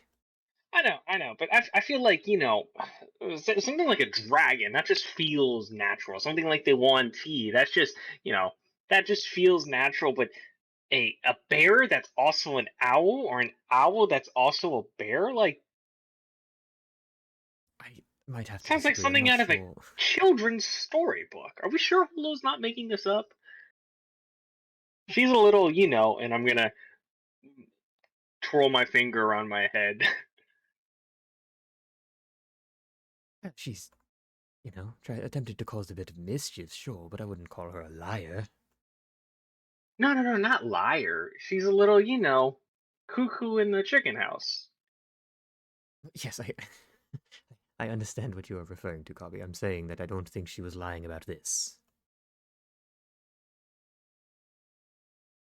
Wow, that's horrifying. I hope we never come across an owl that's also a bear. Yes, agreed. But if wait a minute, but if it's owl size, no, it'd be bear size. It would definitely be bear size because yeah, why would it be owl size? Yes, I'm sure Holo would not warn us of it if it were owl-sized. Then if it was owl size, that's still fearsome. Like if it was like the size of me swooping down and there was like five of them, that could do some damage. Yes, I suppose that it could.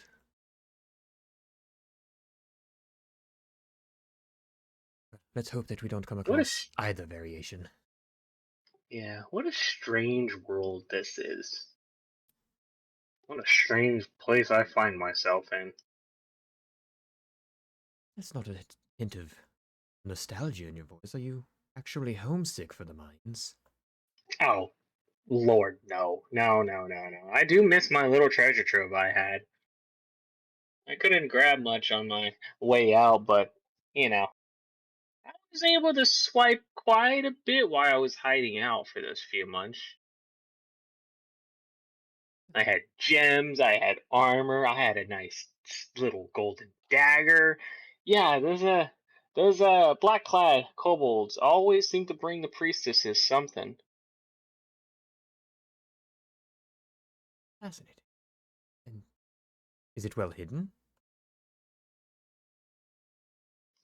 Yeah, obviously you know where the mines are, but deep in the mines there's warrens, and every little warren, has its own purpose. You have a larder, you have armories, you have barracks. We live just straight up in the mines, like wherever we finished up for the night. That's just kind of where we bedded down. Then you get the treasure warrens, and that's where the everything we extracted and then they sold. They would just hoard it there. It was quite a treasure haul. I understand. This was not your personal treasure trove. This was the one you shared with your community. Two corrections there. I did have my own personal treasure trove that I liberated from the main treasure trove because that treasure trove is not shared with the community. They took everything. It was the Lord's treasure trove. So I just held to myself to what I viewed as proper compensation for you know 20 years or 26 years of toil. Right, what you thought was proper compensation. I'm sure that the lords and nobles might not have agreed, but Okay, take this. Take this. I'm gonna pull out the little plate, my small copper plate. Like, y'all are saying that this is worthless, but this was there as well. Why would something like this, which y'all are claiming is worthless, be in this warren and not shared with us? Do you know what we ate our meals out of? We ate them off of rocks. Like, we would find the flattest rock possible, they would plop down some slop on it, and we eat it. You're saying this is meant for eating. Why the hell weren't we just given this? It would have made some of us happier. well, it's made from copper, and I suppose it's valuable because it could either be used again in a symbol of status, or it could be melted down into, well, copper coins or other copper items, such. So it is worth something. But y'all told me it was worthless. Well, it's not really worth, bartering with or selling, but yes, if you could find some use for it, or as you stated, just eat your meals off of it. Yeah, but I'm just saying, like, there was no reason for something like this to be buried in a treasure warren. Now this, I'll pull up the citron. This looks like it's worth something. This is something I definitely would have lifted. But like the two can't be compared. Unless they can, in which the case I'm rich. Anyway, they had enough. The warren I stole from was one of dozens inside there. As you pull out the citron, Basil, in the corner of your eye, you can see a fox in the distance, just shivering in the rain, but eyes locked on the gem in Kabi's hand.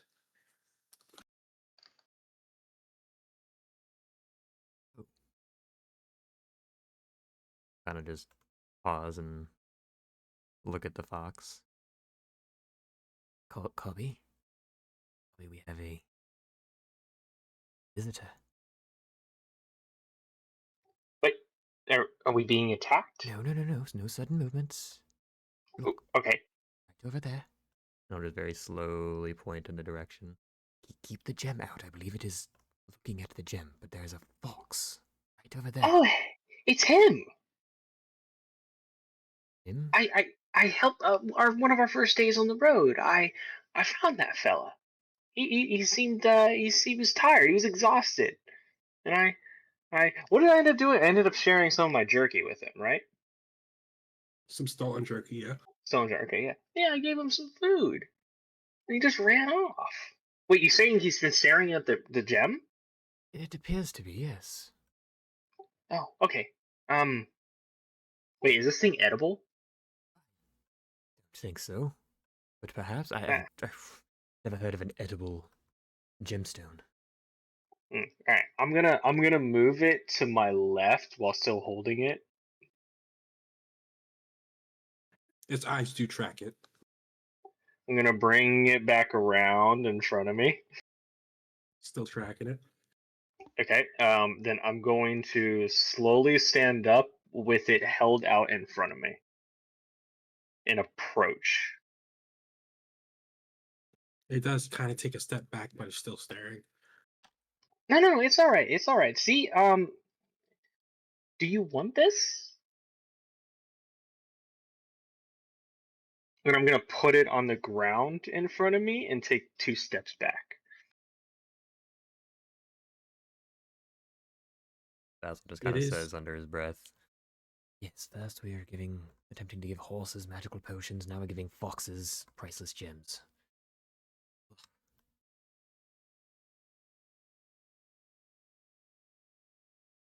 It does take a few steps forward, kind of reaching the slight over. So it's like half of it is being rained on, the other half isn't. It is staring still at the gem, but also at Basil, and then back at you, and then back at the gem. Take it. It's yours. And I'll take another step back. Does walk up closely to the gem and picks it up with its mouth, you know, looks at you, and then kind of looks over at a, open corner in the small little hole in the wall. Yeah. Come on in. It's raining. Are you hungry? You're probably hungry still. Here. And I'll pull out one of my pieces of jerky and I'll toss it into the corner, or my last piece of jerky, and I'll toss it into the corner, a dry corner of the little cave. Just kind of slowly walk over, still watching you. It places the gem down, kind of curls around the jerky and the gem, and starts chewing on it. Chewing on the jerky or the gem. The jerky. Okay. See, the little guy was just a little cold and wet. And I'll walk up and I'll kind of sit next to Basil and, glance outside in the cave, just keeping watch still, but also glancing back inside to keep an eye on the fox. I think the poor fella doesn't have anywhere else to be. If it's been following us, that'd be weird. We've come a long way since we first saw him. Are you sure that is the same fox? As you said, it's been come a long way.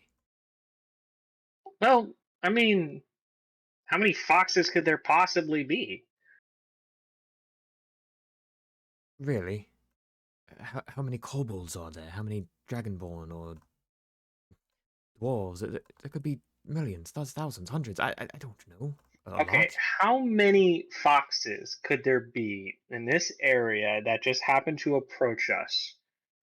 Evidently, not too. I mean, if it ran away the first time it saw me, if this one was just another random fox, it probably wouldn't have even let me take a step forward without darting off into the rain. What are the odds that I find two friendly-ish foxes in the same area? Well, I guess rather slim. Yeah, and anyway, regardless, if it is, even if it isn't the same guy, he was cold, he was hungry, you know. I had the spare jerky, we have a fire, and now it has a gem, so it has something to remember us by. And now I know if I see a fox again with an orange gem, it's the same fella. Pencil just kind of smiles and shakes his head. Well, got me there, Cobby. I think sometimes you forget that Cabby's smart. I think sometimes you are right.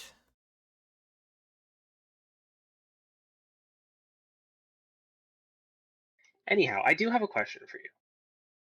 Oh, So, and I'm gonna kind of get a little closer and lean in. So, you know that wand that I picked up when we were fighting Archibald? um, vaguely, yes. Yeah, well, Thaurim seems very interested in it. And I don't have an issue giving gifts to my friends, but I mean, we kind of know he's what's a nice way to put it? Standing on the cliff of insanity? That's the nice way of putting it. Yeah, so yeah, but he was asking about it, and he's gonna give me some scroll. And I don't think they're worth the same, but he seems very interested in this, and I'm gonna pull out the wand. But why would he be interested in this? How familiar are we with, I guess, the capabilities of this wand? I mean, I know you gave us the handout, but I don't remember if we all learned of its capabilities. Only Thauron knows of his capabilities because he read Archibald's journal. Got you. Okay. Yeah. All right. Basil will kind of look at it up and down, and Well, I'm terribly familiar with all of this arcane, magical stuff. Certainly looks like a very nice wand. I suppose it depends on the quality of the scroll and how much it would be, worth in comparison. I know, but he just seemed very interested in it. It's just I like the guy. I did well sometimes he really worries me. Like I really thought he was going to betray us at least twice, and a guy like that, I like him. We're traveling with him. He's a nice fella, but I don't think I want to give him anything that could possibly kill me. Yeah, well, in his defense, I'm sure he could probably kill you now. Not sure this wand would make that any easier or harder for him or you. I mean, yeah, and I could kill him now as well, but why he wouldn't give me, I don't know, a rock that does, he's got his magic, and okay, what would he give me that could possibly kill him that I'd be skeptical of? An exploding rock. Yeah, if he gave me an exploding rock, I'd be like, that's very out of character for you. So why would I give him an exploding rod? Kavi, I think you're spiraling a bit. To reel it in. Okay, all right, that's fair. That's fair. That's fair. If I was you're just curious. if you're uncomfortable trading, then don't trade it. Hold on to it. Yeah. Well, I don't know. Maybe in a few more weeks, if he seems less ready to kill people for the sake of power, I'll give it to him. But then again, I also kind of want to use it. I'm just not entirely sure how to use it. Well, again, I'm not much assistance there. Rather new to all this. Like, do I just point it and say, like, I don't know, something in magic? That's a language, right? Magic? Mages are always saying weird things, so I imagine they have their own language. Give it a shot. See what happens. Point it to outside of the cave, though, away from all of our friends. Well, I'm not gonna do it tonight. They're trying to sleep. I don't want to scare the little fella in the corner. All right. Well, perhaps we take And some. anyway, it could Ex- alert a bunch of monsters to our location, and we're not really in a good spot to fight. That wasn't some thorough thinking there, Basil.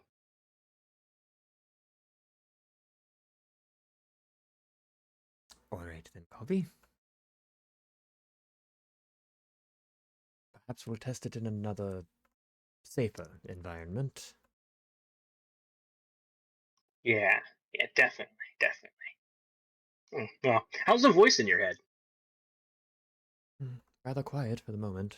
Bit of a visit this morning. No, the other morning, a couple days ago, I suppose now. Yes, not heard from him in about a day or two now.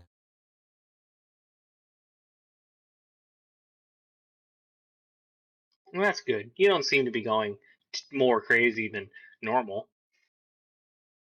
I certainly hope not. I think that I am in control of all of my faculties.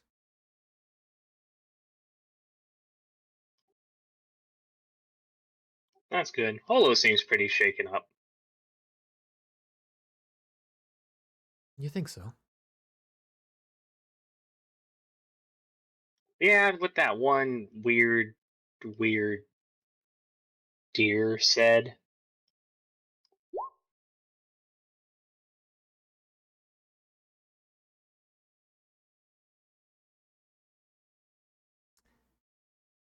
Yes, I'm not entirely sure what to make of all that. Not entirely sure what to make of Holo, if I'm being honest. But she's been a good friend and helped us out of some pretty bad spots.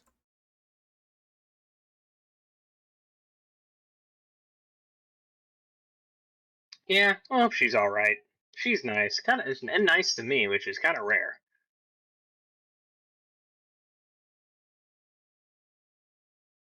Not to be too mean here, Cobby, but you don't exactly make it easy all the time. Well, I'm a little guy. I gotta be on guard. I haven't been around many people that I could even begin to call friends in a long time.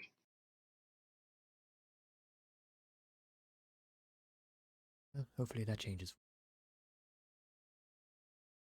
That's true. And hell, you and I haven't insulted each other once this evening. See progress. Very true. Very true. Although, the night is still young. True. True. Who knows? Maybe we'll end up killing each other tonight. Do the bugs work for them? Let's hope it doesn't come to that. Don't want to kill you, Cobby. What makes you think you'd be the one that killed me? There's just a near sinister grin across Basil's face, but he doesn't say anything, just stares at you. Aha. Well, may we Don't never say. have to settle that answer.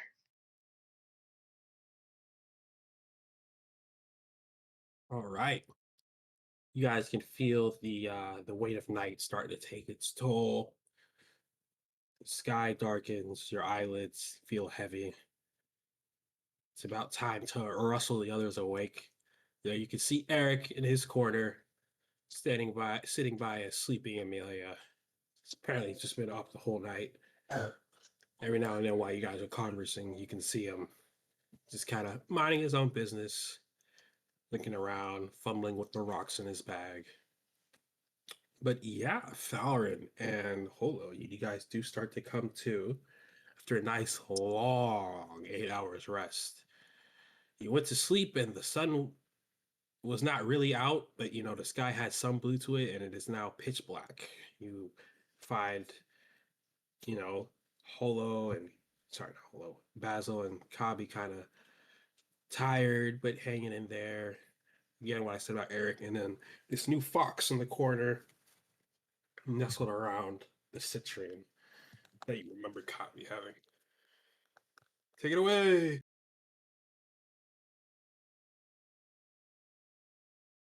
Reason that there's a fox in the corner.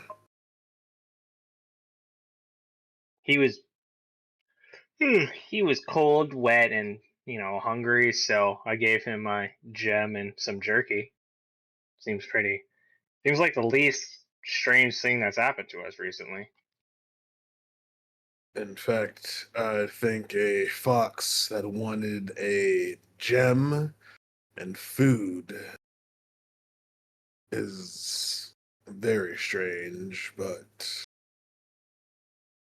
very well. Yeah, well, leave him be. He's just tired. Holo wrinkles her nose. It's a bit musky.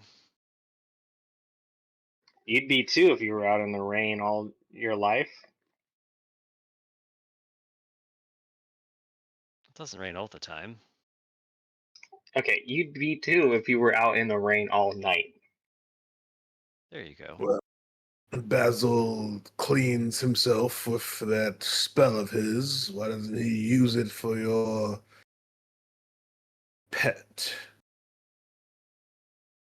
Now He's not that's a a pet. musk that it's a musk that doesn't go away. Foxes are just like that. So it's not a pet, then what is it? It's an animal. A pet implies ownership. Oh, you gave it a gem. Does that make him yours? No, it makes him my friend. I give gifts to my friends. Can you Ah, talk to the animal? No, but you know, you don't always have to be able to understand your friends for them to be friends. It's more about, you know, a feeling.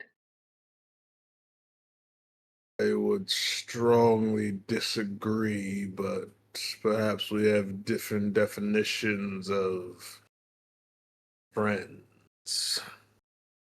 I am getting that impression as well, Thal.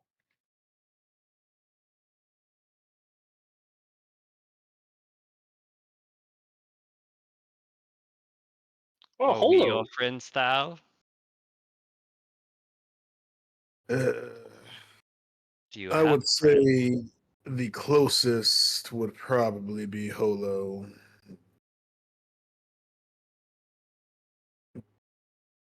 A I feat don't. that is legendary in stature. It's progress. The rest of you, well, we'll say you're less annoying than when we started this journey.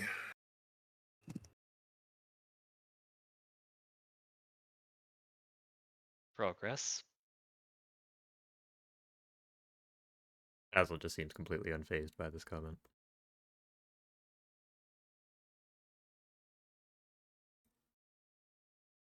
You two sleep. We'll stay up.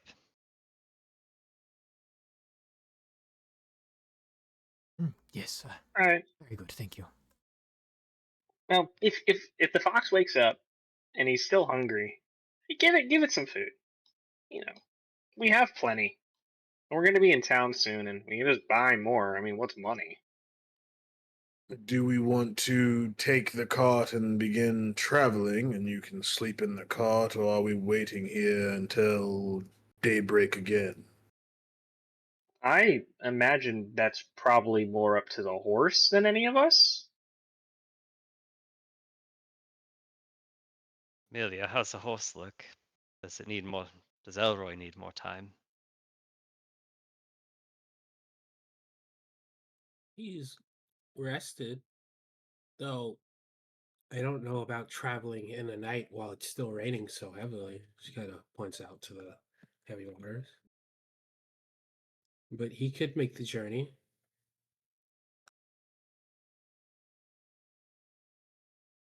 Yes, perhaps it would still be best if we waited till morning.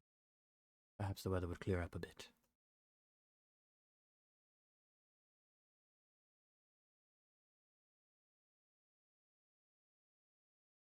Morning it is then.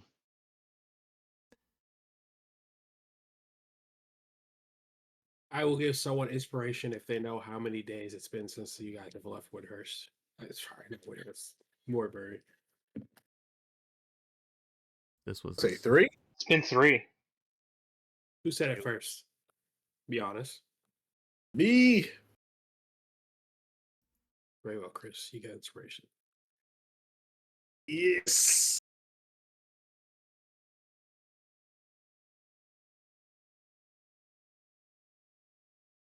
But yeah.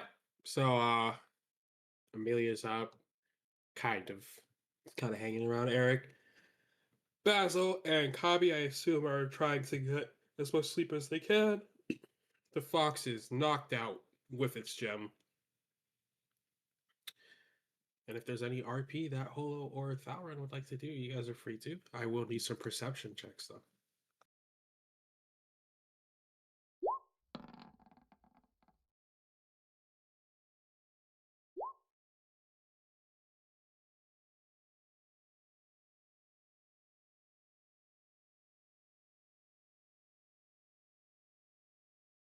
Does the forest spirit's words still weigh on you, Holo?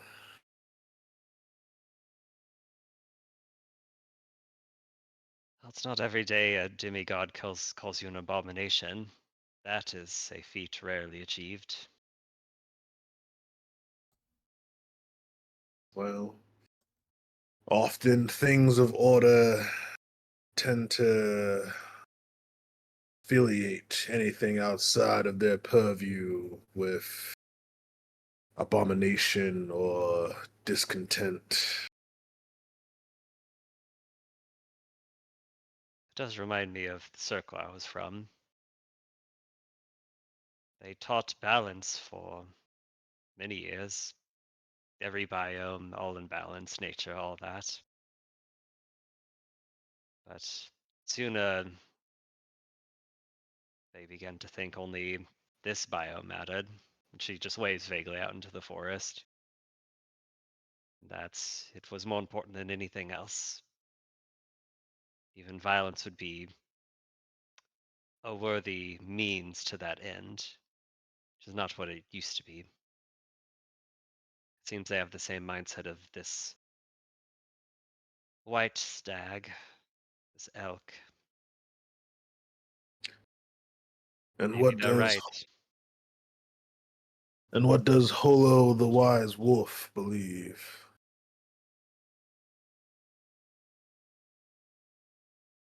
I believe what my mother believes. Balance. But it's concerning that nature itself seems to be going against that idea. It does make me wonder if we care more about balance than nature itself. Maybe it's natural for these forces to fight against each other.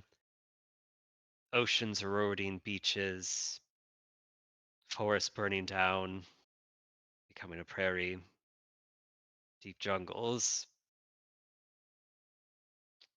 crushing out all other forms of life. Maybe violence is what nature is.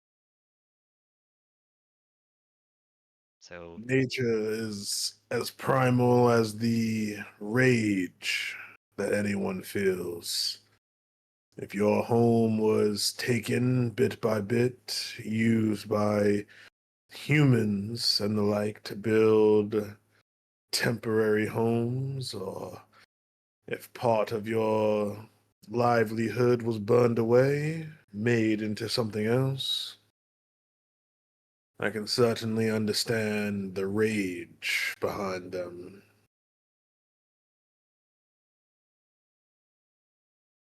Yes, but why? Why all of a sudden? I, d- I never quite understood what prompted the change. Who can say? I'd rather not think about them anymore. But the situation does bring those memories back quickly.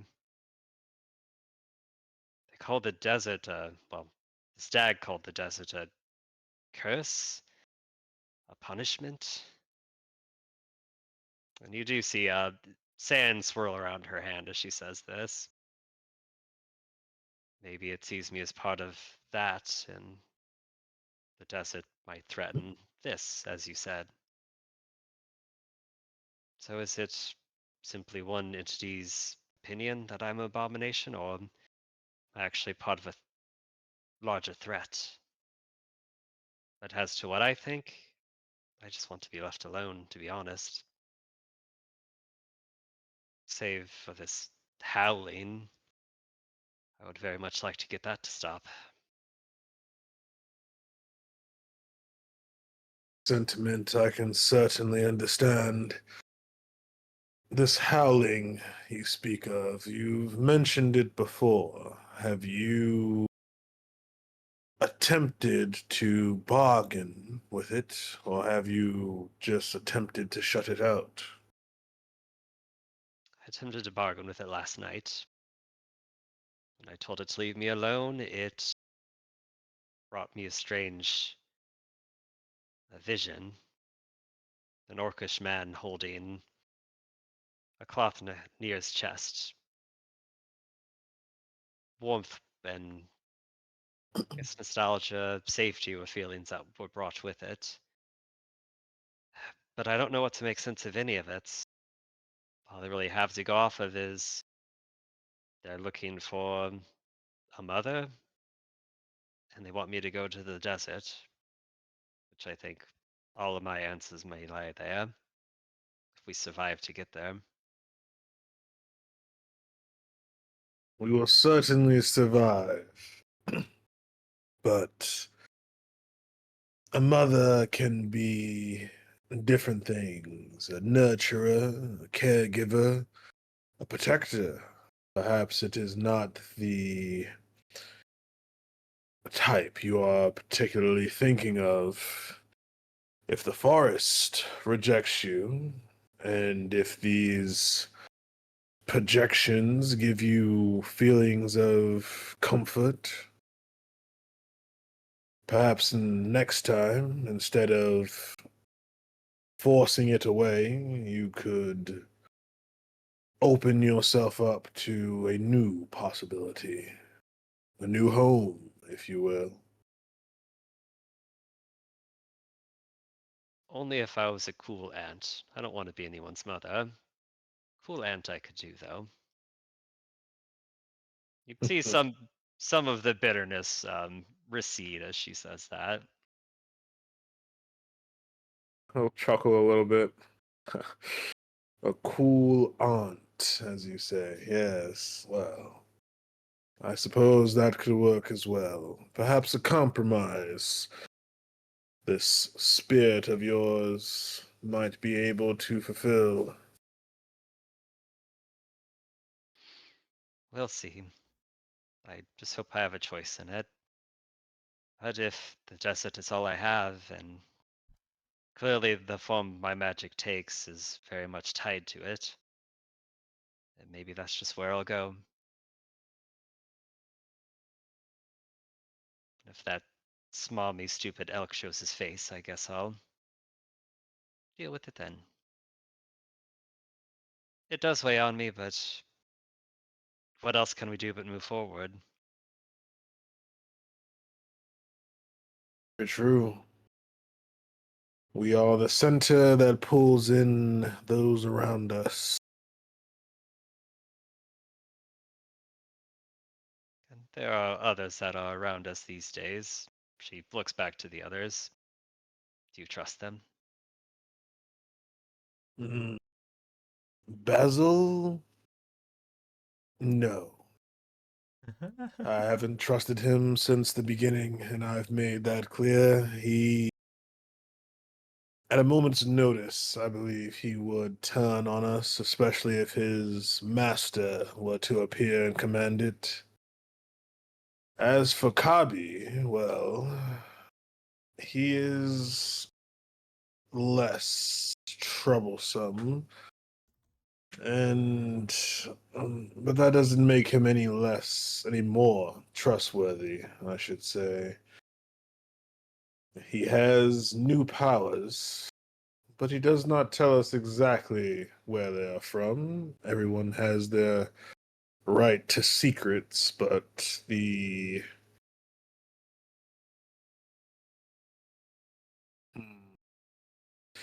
how quickly he obtained them is a bit troubling. Oh, there are secrets aplenty amongst this group. Guess it's a matter of do any of us really truly trust each other? Guess we've only known each other for 2, 3 weeks at most. But I agree that Basil knows where his loyalties are. Would he kill us for those loyalties? I don't think he'll come with that. This Aethelwolf, we don't know his motivations, but if he doesn't see us as enemies, we've nothing to worry about. If he does, then cross that bridge later. But he's like me, powers and voices forced upon him that he must deal with.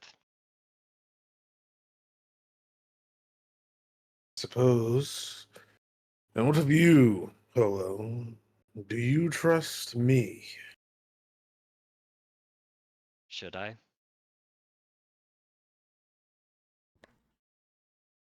A good question. I wish you no ill will, Holo, nor would I attempt to harm you in any way. I believe in my rash decision to trust in Archibald. I did attempt to, well, save you in a sense. Which I appreciate. It was a bad call. Do you think it was a risk and reward decision that you weighed thoughtfully, or do you think you acted too aggressively? He offered me a potential new power that would rival that of a dragon's. Something of that nature is, well, it plays on my cravings for power quite readily. Something that could rival a dragon could potentially topple a city. I do partially regret his affiliation with the unfortunate situation we found ourselves in with the werewolf and the undead around the city. I confess that the guard captain dying was also a bit of a disturbance.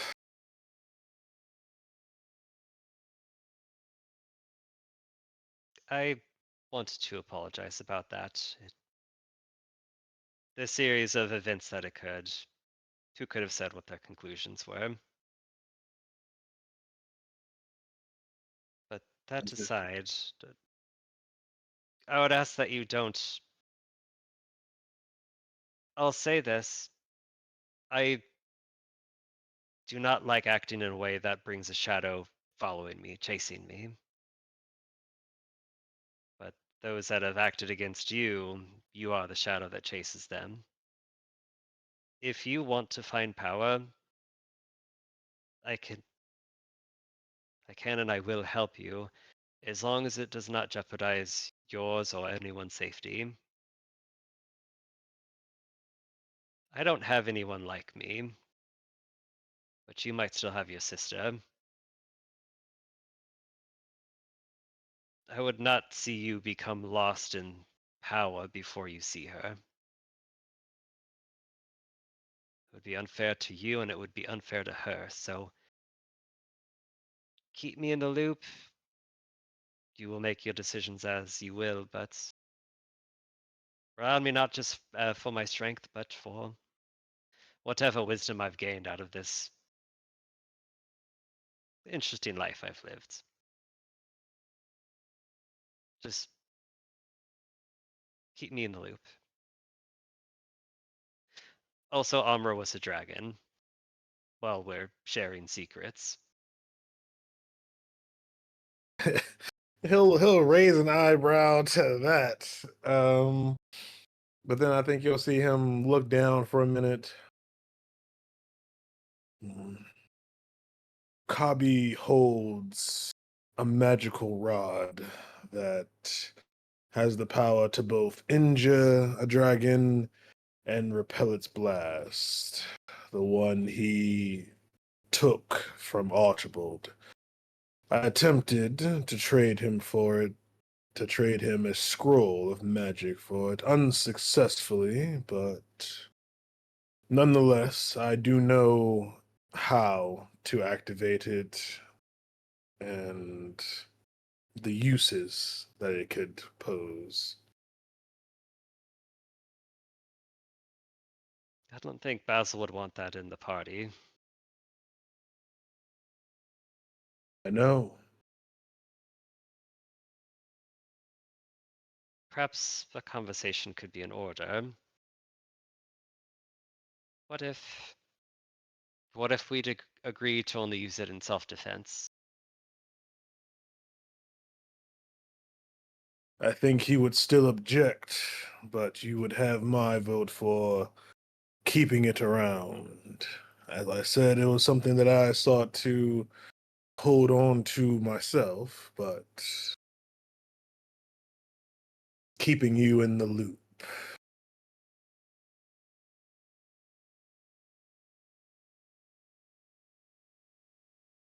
So will you not tell him?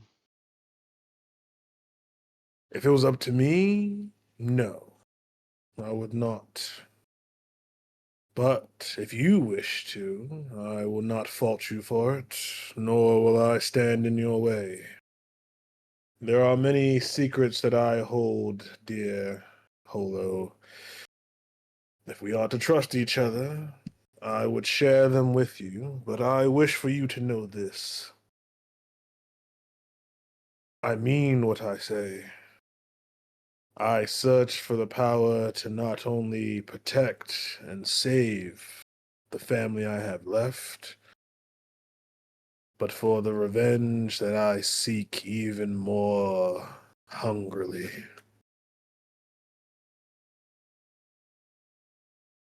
Do the ones who draw your ire, they deserve to die. Yes, yes, they do. They have taken my sister, murdered my mother and father.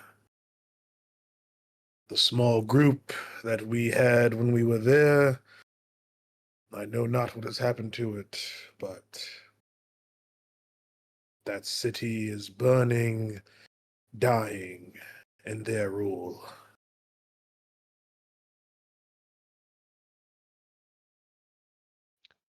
Then they deserve to die then.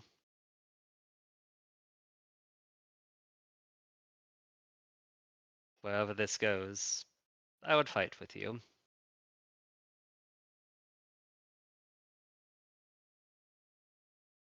I suppose I should mention, and he'll take out the little rune, the sphere with runes on it.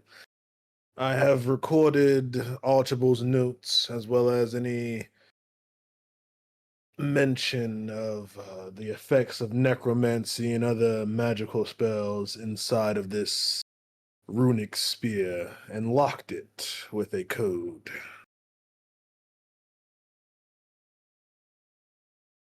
Necromancy is a powerful magic for sure.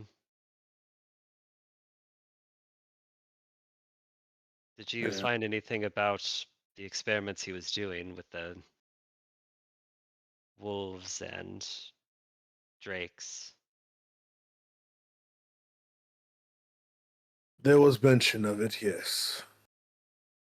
Would you like to view the notes? Is it safe? It is. She pauses a moment and nods.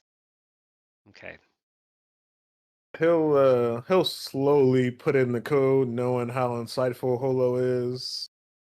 And then he'll hand it off to a just speak what you wish to see, and it will provide.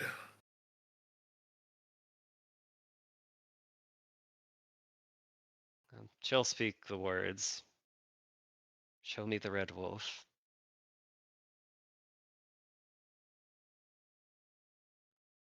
It kind of beams into your eyes, and sudden visions and flashes kind of, flood your mind a bit. Uh, you can see it's as if you're looking through the eyes of another person. You're wandering the woods, and you see this large, bigger than a dire wolf creature, snarling and growling. You f- can hear the fear in the person's breathing. Its eyes kind of narrow at you, or at least it feels like it's you when it walks up, sniffs around. You kind of look to the left and see the mangled body of, I already forgot his name, werewolf dude. On the, Archibald, not Archibald. Uh, the guy in the kind of just, church. yeah, the guy in the church. Kind of ripped up, spat out, though he's still kind of roughly breathing. It kind of, you look back at the wolf and you can hear it exhale its breath, and it says, "Stay away."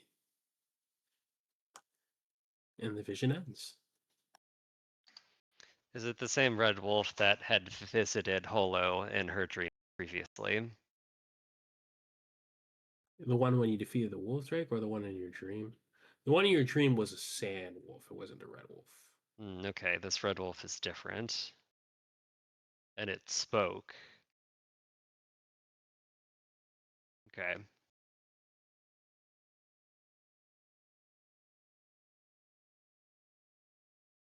I found the source of the lycanthropy. Seems as though this red wolf might have mangled that man in the church that we fought that became the werewolf later.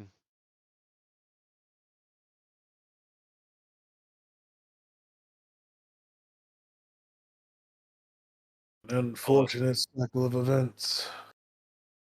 Yes. She'll then speak. Show me the drake.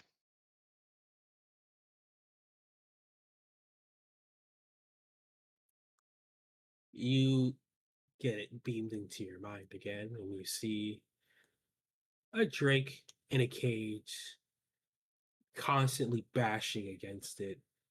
You can hear Slight speaking.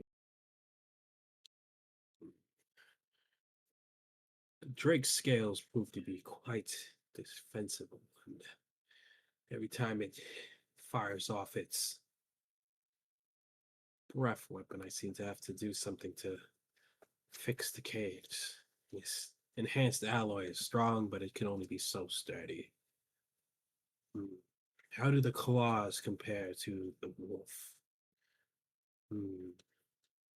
Test must be done. Perhaps putting the Drake under a spell suggestion would be the smart decision to make, at least while experimenting.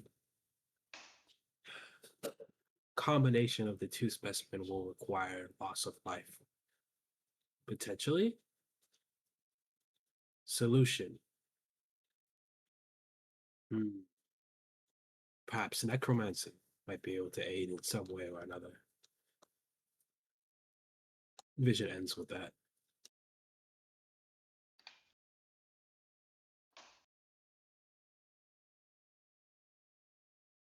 Nothing new there. He combined the wolf and drake together using their most useful features. He thought that necromancy might aid him in combining them. That's not typically what it's for, but I know very little about such a thing.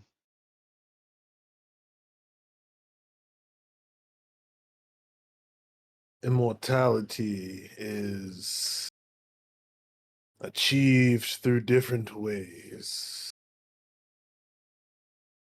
In essence, absorbing another's soul or merging a body provides a certain pathway, from what I have gathered. I see. Polo will speak with a voice that got a little bit shaky. Hybrid creatures.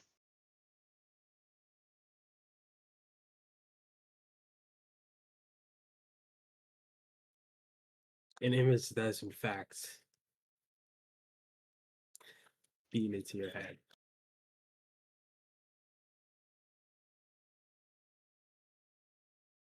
I'll take myself off. Push the talk for this one.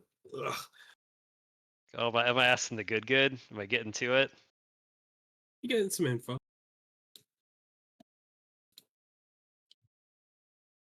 Haters law. Sorry. I just saw Say that. haters law?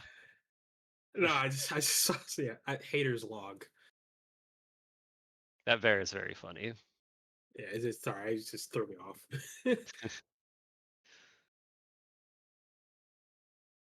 Several experiments, several soldiers created. I don't know which will be the most helpful in my mission. None of them alone are strong enough to kill a nation. Perhaps together, let loose to strengthen themselves, gathered at a later date. Perhaps then they'll be strong enough. Except for Vero might need closer watch. I'll lock him in the castle. Hard to see without a bird's eye view.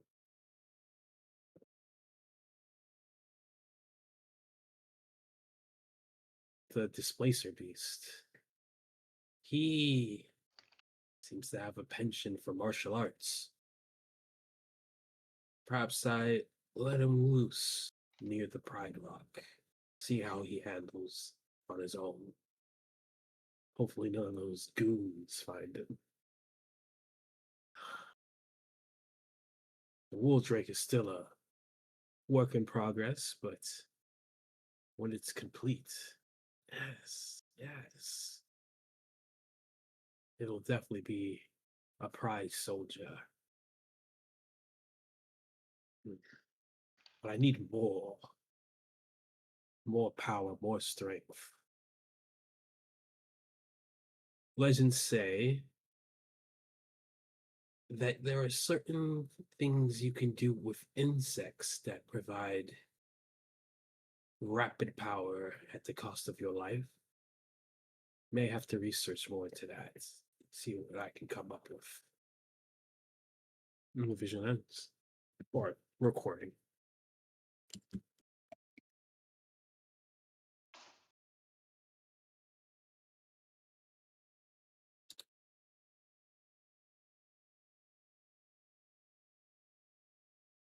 That one I think I'll have you listen to on your own. Uh, wolf girl.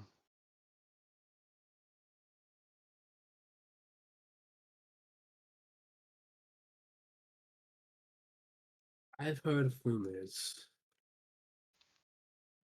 of a wolf girl in the deserts. No, it's absurd. Nothing has ever come from the desert and survived. But if true, perhaps she knows a little more about what happened there. Perhaps I can harness the power. Perhaps she knows. We'll take note to investigate. Message ends. Cole raise her voice. When? When was wolf girl note when? Date. Time.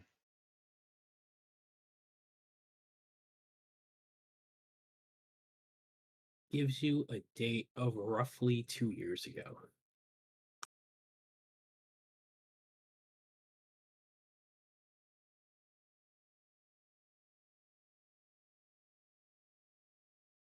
Valorant won't say anything, but his eyebrows are definitely raised as like he's looked through the orb a few times, but never thought, I guess, to ask for a wolf girl. So hearing that it showed her something is new.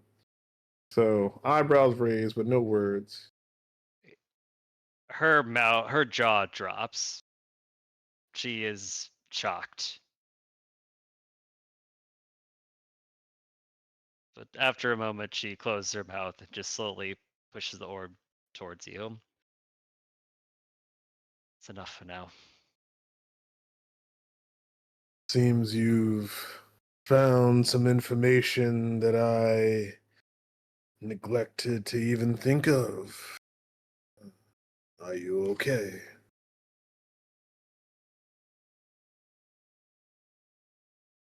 I don't know. Understandable answer. I don't know what would be scarier. To know I'm the only one or to know there's others like me.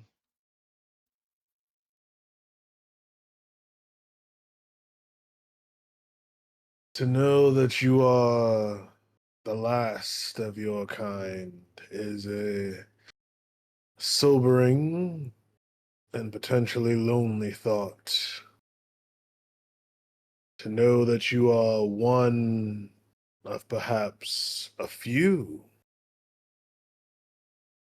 well, that is a intriguing but cautious one indeed.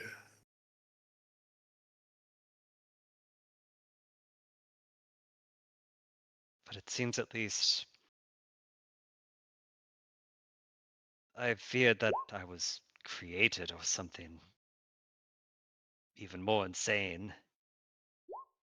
But if this person was looking for a wolf girl, then they are I am naturally occurring? Maybe? One before you, it would seem so, which would make that irritating forest spirit all the more wrong.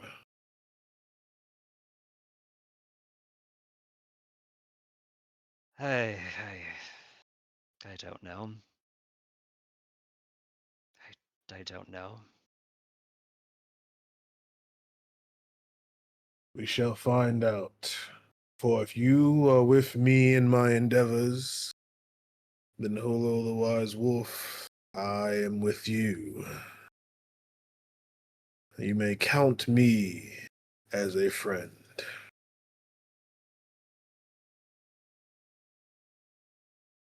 Friend with a capital F? If you insist.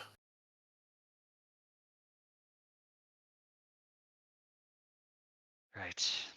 Together then. Together. Just don't turn me into a hybrid creature, please. Well, hybridy hybrid. If I became Oh, human, wolf, drake, and owl and bear, who knows what we could accomplish? But don't, please. how could Holo the Wise Wolf become any greater than she already is? Now that's just poor flattery, but appreciate the thought. Yeah, he'll just laugh and smile and then, trail off, stash the orb again. I'd say we fall into silence as we watch over the night. Yes, and you all watch over the night. You can see late into the night the rain kind of lets up, though the winds start to pick up a little heavily. The sun is starting to poke out. You can feel that you guys have successfully survived your night. But with that, we will take 15-minute break because I need to let the dog out. So, see you all in 15 minutes. Or we'll just come back at 30. Not Sounds 30 good. minute break, but come back at the 30-minute mark. Yeah. Cool, cool. Sound Cool good. beans. All right. Cool.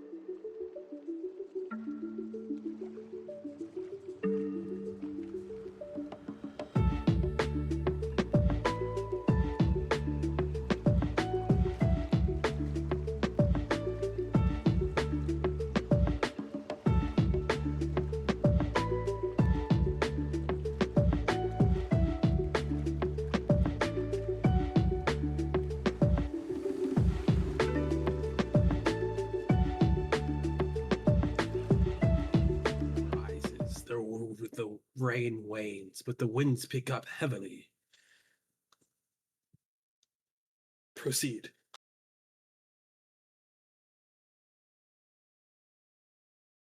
be clear, we all got long rests and everything. We're good. Yeah, everyone has a long rest. I shall get rid of my 1 point of exhaustion.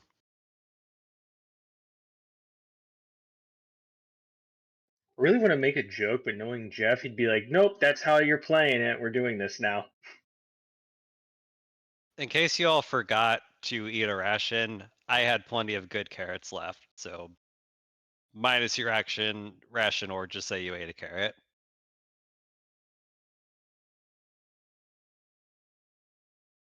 I mean, offer it that one probably would just ate a carrot, save the ration because he did buy rations before we left. So Cobby ate a ration. Give the carrot to the horsey. Yeah, Basil ate a ration too. The fox is staring at you all with the citron in its mouth. Kind of just stares at you all before it scurries off into the forest. You're welcome. I hope it was a nice rest. I'll see you soon, buddy. Cobby's just gonna call after him.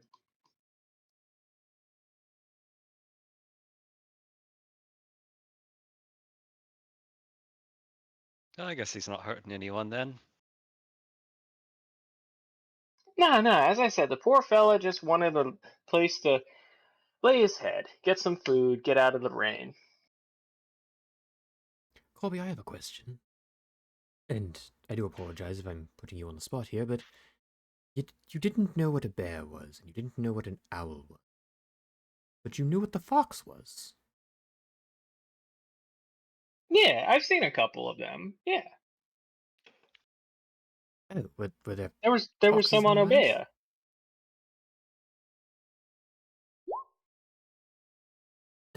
But there were foxes in the mines? No, but I mean, I saw them, and then I did. I mean, I did learn a little things when I was out and about. It's like what I know what a bird is. I didn't know what a chicken was, but I knew what a bird was. It's kind of the same thing. Ah, right, of course. Apologies. No. You're fine. You're fine. Anyway, I kept that. I mean, I would say I did know it. I did hear its name, and the way it was originally described to me. I don't know. It just made me think of myself. So it just stuck with me.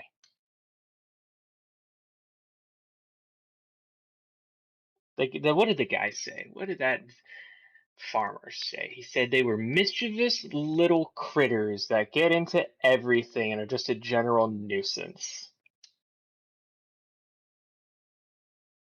Yep, that just about describes you. And it's red, and I'm a little red. Hadn't noticed. And it likes shiny things, and I like shiny things. You're practically brothers. Yeah.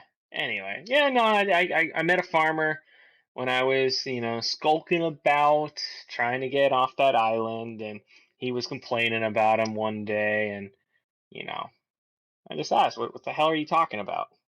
And he went on this long rant about them, saying that they were killing you know, eating his tomatoes. I don't know what a tomato is. Actually, do I? Did I try a tomato? I don't think I liked it. I'm trying to remember what that one farmer gave us. Something gross. I do believe they were called mottos, something. But anyway, thank you for the clarification. I just thought that was a little bit strange.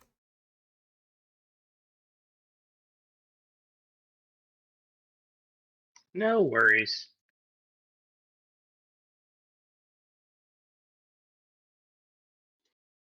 Well, I'll take it as a good omen that not everything that's in this forest wants to kill us.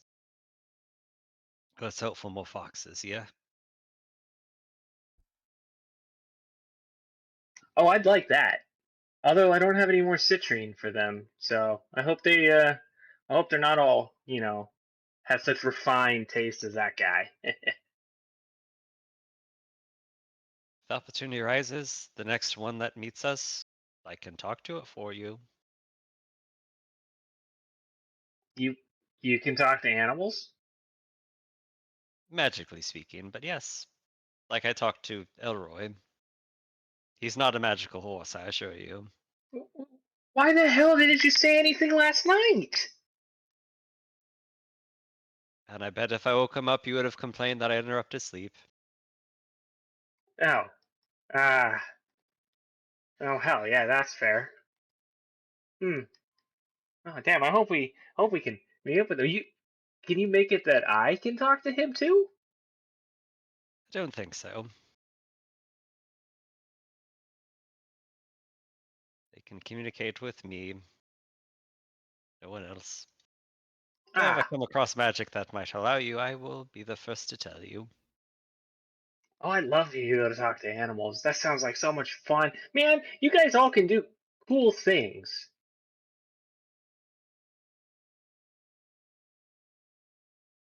Yeah? Well, just wait long enough. Maybe some kind of magical entity will get into your head as well. Yeah, no, I sure as shit hope not. Or if you spend 10 years with Alrin, he might be able to teach you a thing or two. Yeah, that sounds just as unappealing. No offense, Sal. None taken. You seem to have gotten invisibility down overnight. Either you have a powerful friend you have just met, or you are quite adept.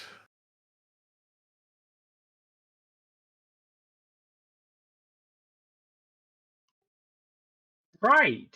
Yeah. Um, just practice. It's less turning invisible and just more moving in a way that you cannot be seen by the naked eye.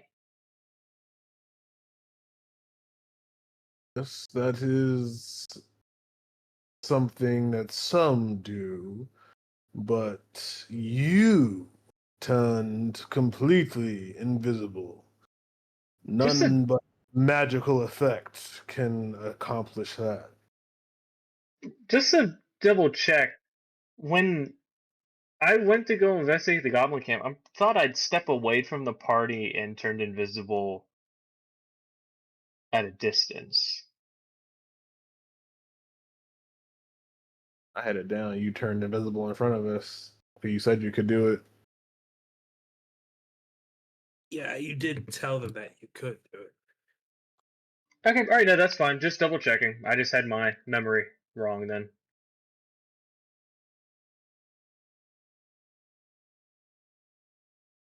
Ah, yes. Well, yeah. You see,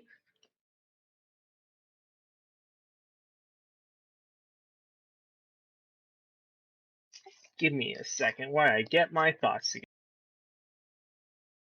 We all have our secrets, Cubby. If you choose not to tell us yours, I will not be offended.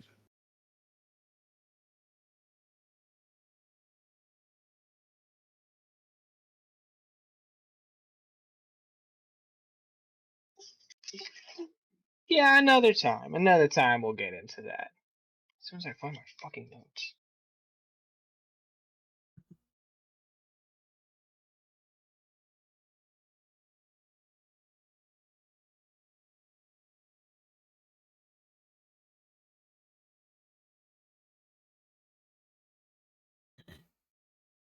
Right, well, are we all good and rested?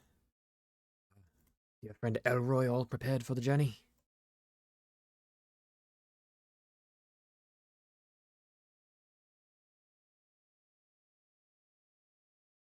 Yes, Cassandra, how is the horse faring? Oh, Amelia. Amelia. I don't know why I said Cassandra. Jesus. Darkness.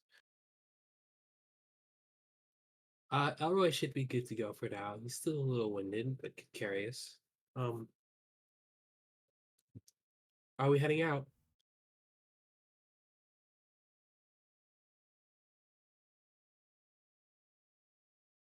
Yeah, it's probably best to get on the way as quickly as possible.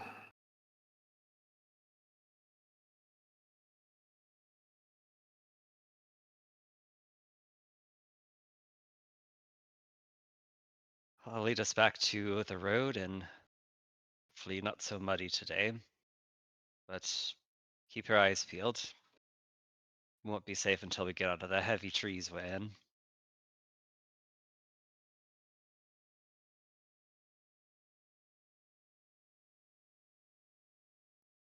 So you guys do travel. We'll fast forward just a tad. Next 2 days that you guys are traveling, it's quite windy, with nothing too bad.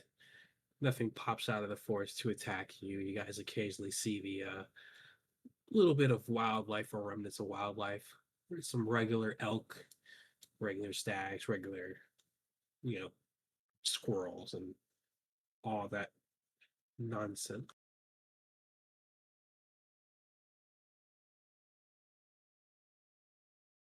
On day 6 of travel, as the night begins to fall,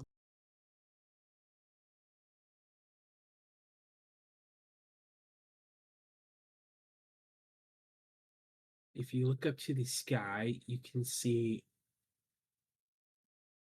strings of glow, strings of light firing across the sky. It's a meteor shower to those who are aware, and to those who aren't, it's just light, beams of light firing across the sky.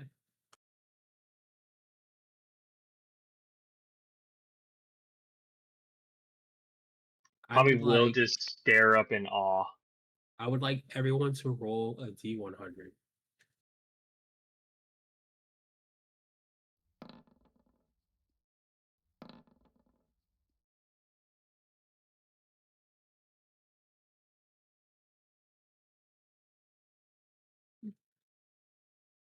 Yeah, well, that's it. Nice lights in the sky.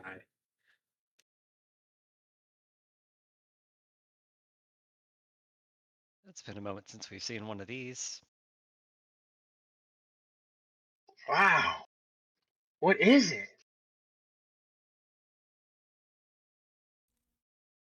You might say rocks flying through the ether, and when they get too close, the world destroys them. Ow. Wow. That's not what I was expecting. But it's wonderful. In my home, it was starlight, the essence that magic is born from. Oh, that's nice.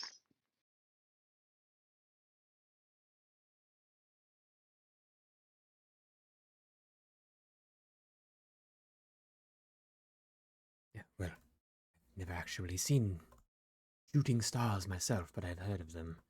Heard of them in Arrakis Library, in fact.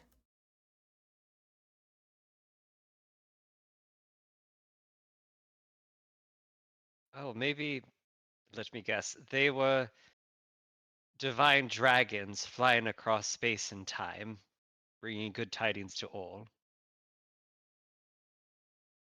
Well, no, they were just described as shooting stars and very little else. As far as I'm aware, the dragons have nothing to do with them. It'd be cooler if they did. Basil just kind of looks at you blankly, clearly going right over his head. She pats you on the shoulder. Never change, Basil. Well, I've been trying not to, but these damned voices in my head keep attempting it. Sorry. Anyone? Polo gets into your head.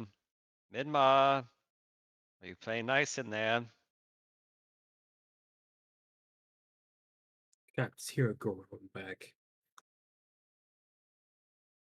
Basil just says audibly, just Please don't encourage it. Just no. Oh, but we found a good countermeasure. I can annoy him. Well, yes, you can, and it might not be best for me if you annoy him.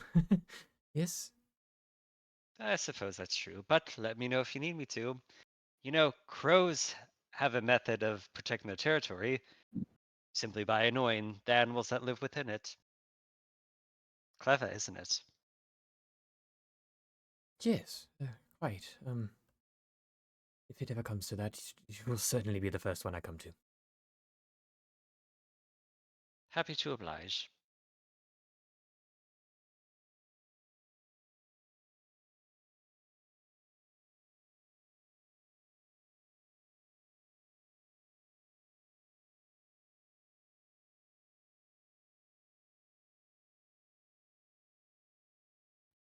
Right?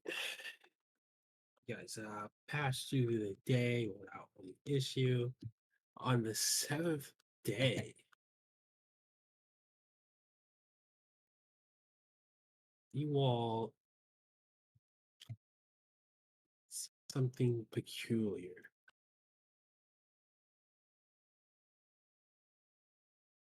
On the road, you see 4 orcs with a saber-toothed tiger in tow.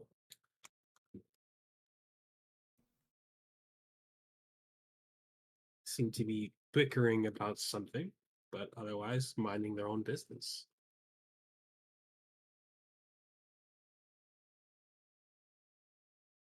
What are they wearing? Druid, you know, fur armor and stuff like that.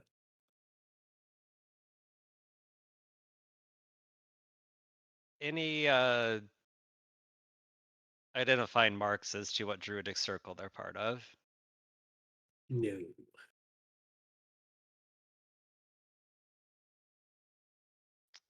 Well, I've not seen orcish druids for some time. Don't recognize the circle, though.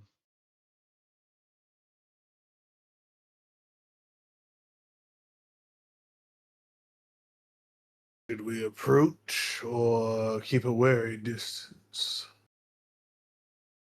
Uh, Better to approach.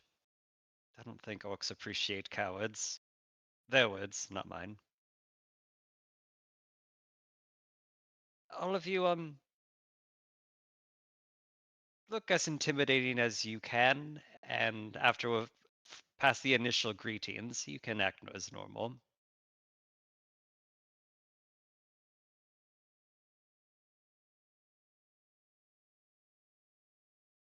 And Holo walks forward. She sticks her right hand into a fist, hits her stomach, and gives a guttural growl at them, which is, if I may create lore, the traditional greeting amongst Orcish tribes. Specifically, forks you don't know. There's a different one for orcs you do know.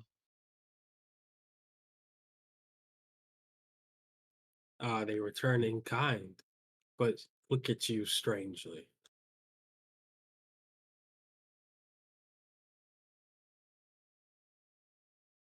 Yeah, in fluent orc, she'll say, I may look strange, but I am of the same culture, let's say. But in common, she'll say, I'm Hello, the Wise Wolf. Pleasure.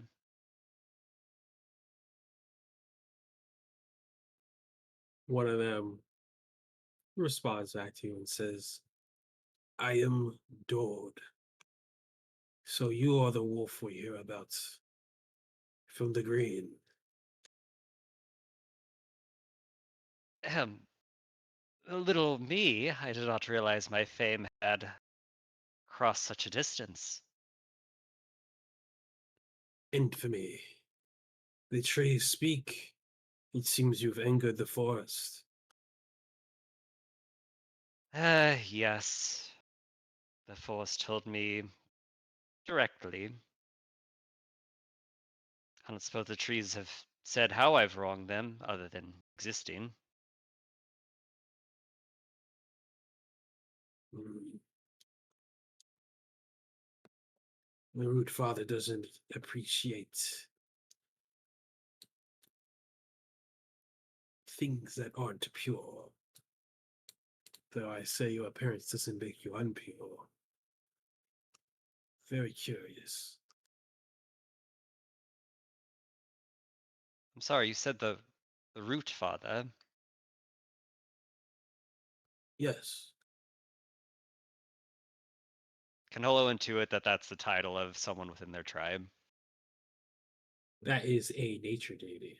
You would know that, Ah, yeah. nature deity. You would know him by Uyon.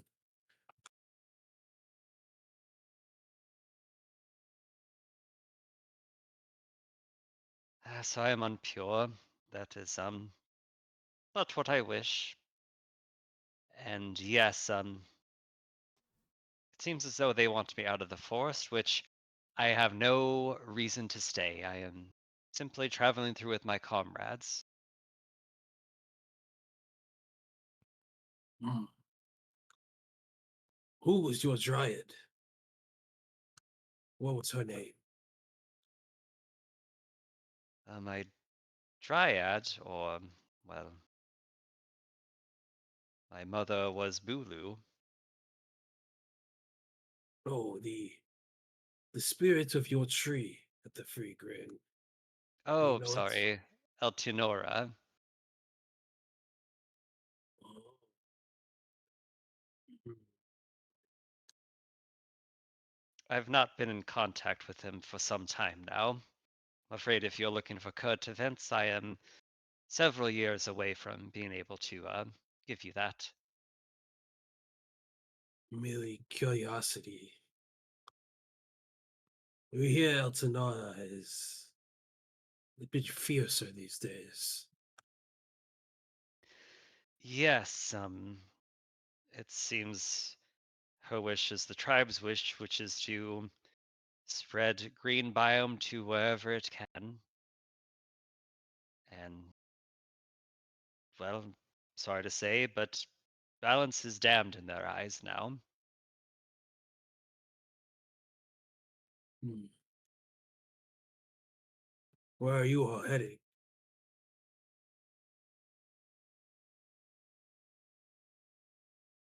We are going to town Woodhurst.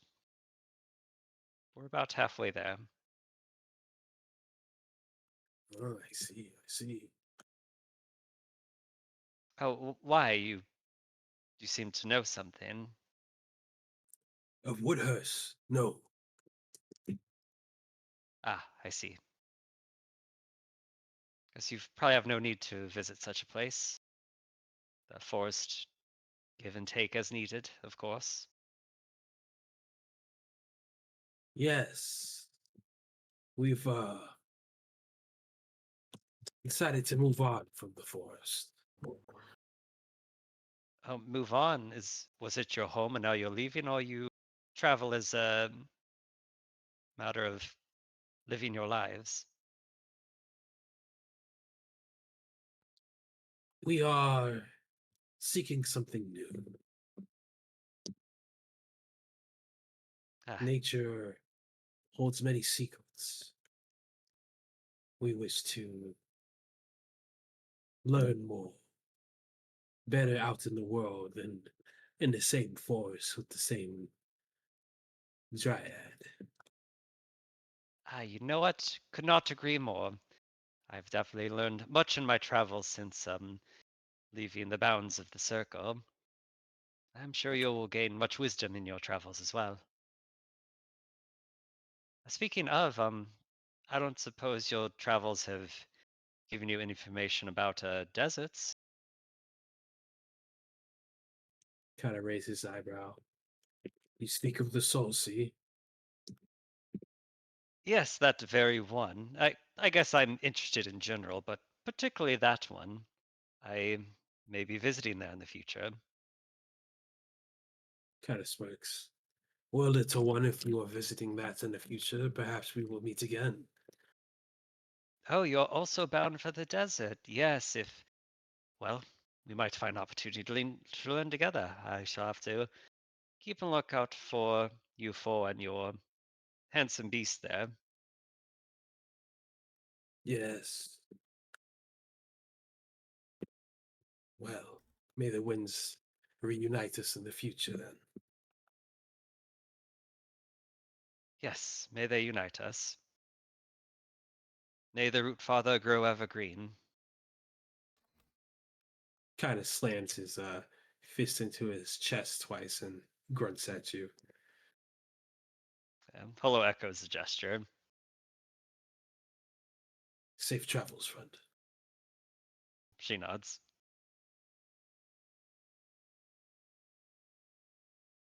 Good. And they all walk off.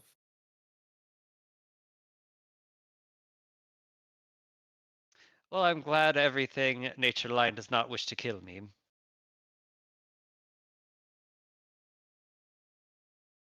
She says to the group, not the orcs. It's most impressive. She shrugs. It's what I grew up around.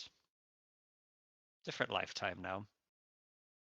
But Kabi, if you ever want to talk to animals, those types could maybe teach you how. And you couldn't teach me how? I mean, you're a druid, aren't you?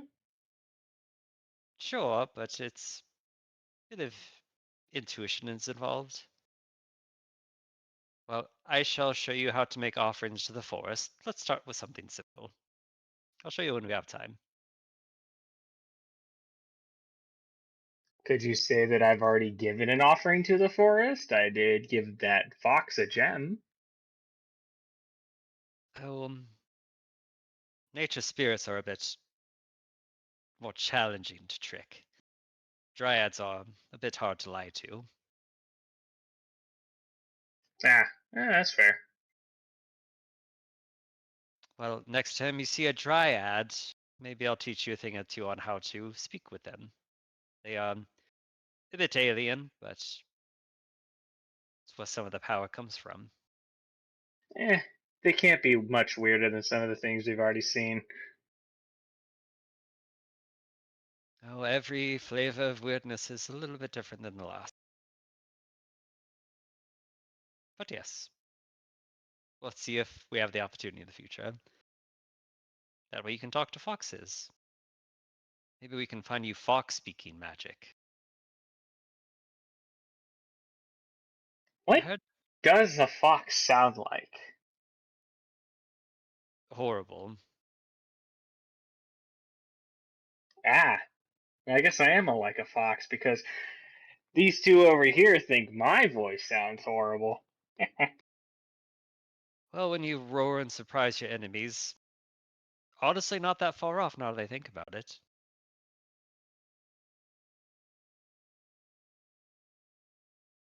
It's like two kobolds in a mine shaft. Sure, yes.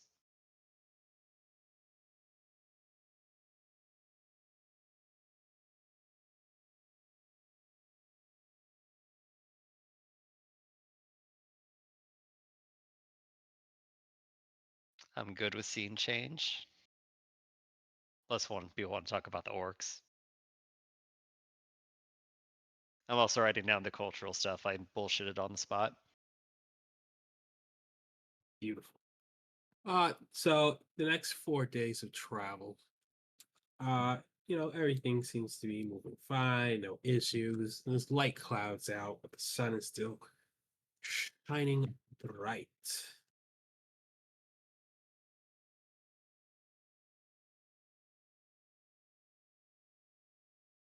If there's anything peculiar in these next 4 days that anyone wants to do, please let me know now.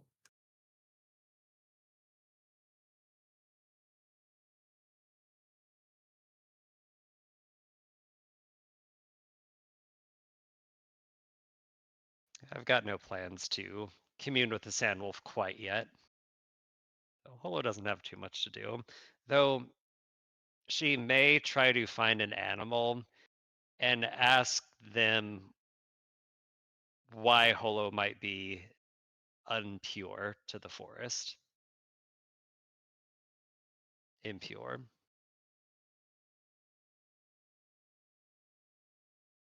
Hmm.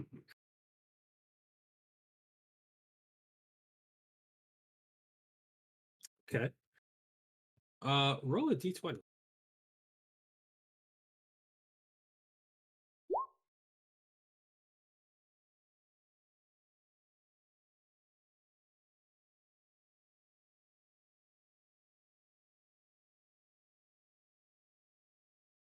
You find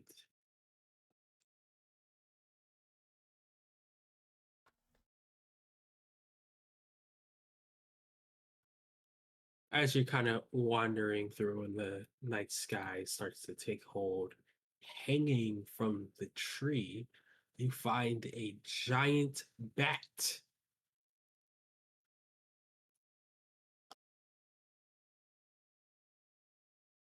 Holo will cast Speak with Animals, and she makes what essentially sounds like chittering noises to anyone else. But to them, they understand. Fair bat of the night, may I speak with you?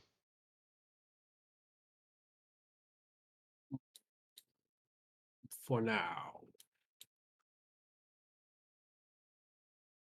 Ah, yes. Please let me know once I've outstayed my welcome. The forest says that I am unpure. Perhaps these humanoid features mixed with wolf features as offensive to some. Might you know why?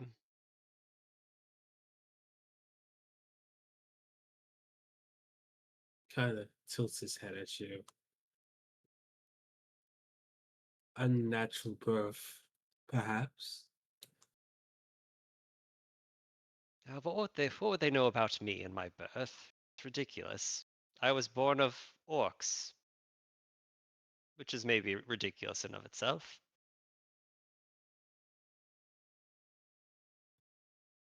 The forest lives longer than us. They know more. They've seen all. So perhaps in the longevity of history and time, perhaps they've seen some like me that are impure. Perhaps. Or perhaps you simply are just impure. No, last I checked, I was very pure. Would an impure soul do this? Holo does have half a bag of nuts and seed, like from a long time ago, that I'm going to now use, so I can get them out of my inventory. An offering. Might you partake? Kind of looks to the side. You may leave it. You just accept it. Ah, very good. Let us call ourselves even then. You will bear no ill will from me. Thank you, gracious bat. May the winds be underneath your wings, and may the insects be bountiful.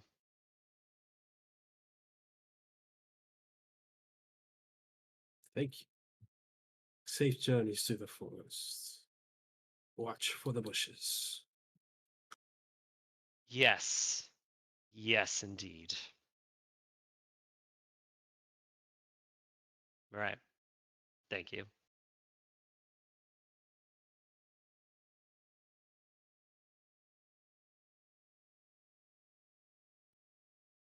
Doo-doo-doo. I would like a perception check from everybody.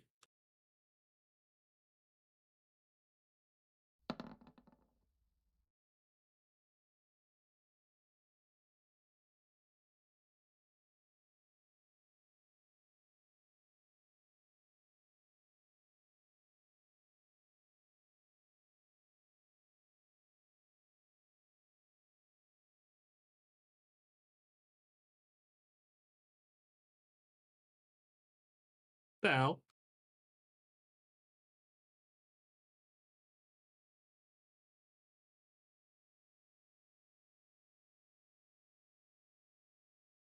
Chris, you there? Talking with the bat put him to sleep. Shit.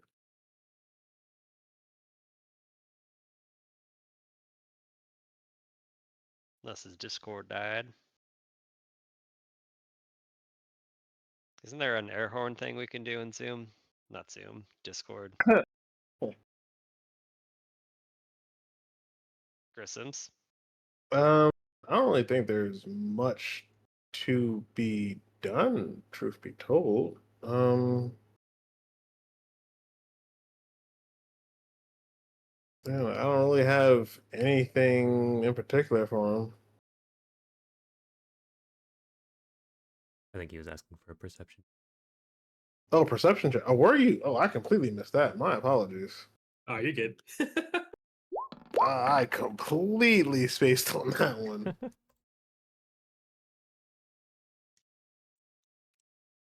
Anyone know what day of travel we are in? Fourth. No, he said 6 plus 4, so I think we're still on the like 8th or 9th. When did we jump up? It was on the 7th day of travel we came across the orcs. Another 8th would have four, been the bat, another so 4 now days. Yeah, after the bat. So we're on 11, I think. I thought we'd be on 9. No, it was 4 days till you guys reached the bat, so it's still. Oh, Just wanted to see if we were all paying attention. I'm always I paying attention. And Basil, you can get some inspiration. Um, Speaking of which, Holo and Kabi, you do notice a sinister feeling from the vines of the trees in this path you're about to walk through. a figure in the trees? You get a sinister feeling. Something's not right. They're moving unnaturally, from what you can tell. Anybody else feel like their hackles are raised? Yes. Holo? Yeah, I don't know if we're paranoid because of the initial vine and fungus incident, but these have the same feel of them. Perhaps we can find a way around. Yeah, I really don't want to get into another fight with another group of angry trees. No, I certainly agree with you.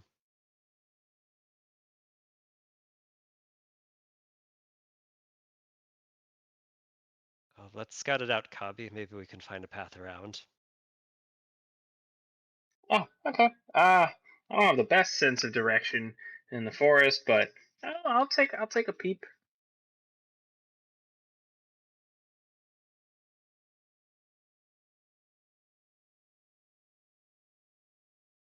Holo's going to do a mega survival check. She's going to get advantage on wisdom checks, so she'll do survival at advantage. She has sand swirling in her hands. She says an incantation. You see her eyes glow a bit redder than before.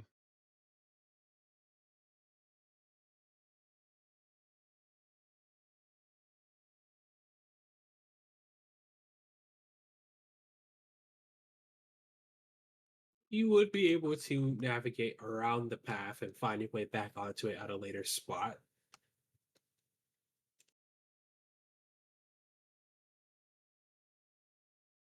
All right, let's make our way around, but be careful. I worry if there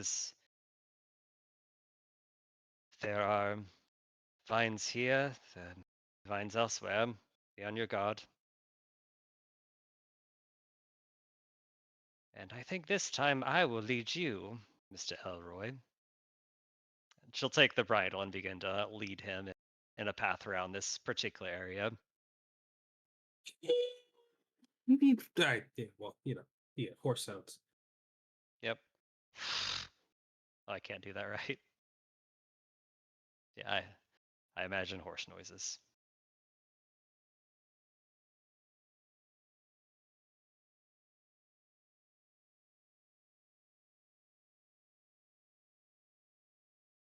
Now stay calm, Elroy.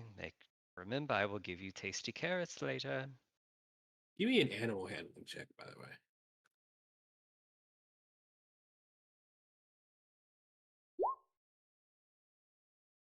Yeah, you're able to keep him calm, and you're able to guide him through your path without him getting too riled up at the potentially dangerous forces of the forest.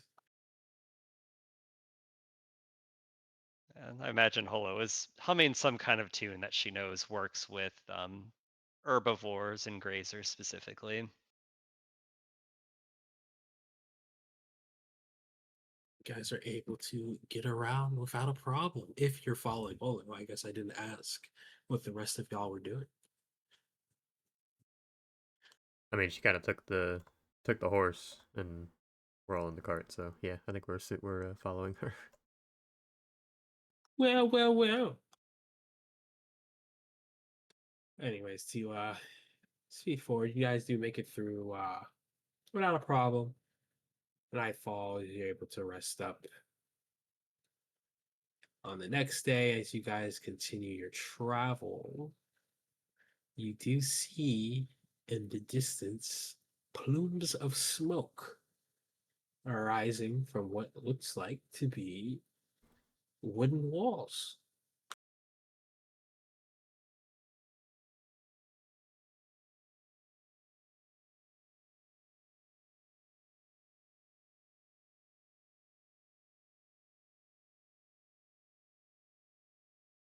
My first reaction Everybody is to notices check. this? What was that? I was just saying, everybody notices this, right? Yeah, you would all notice. Okay.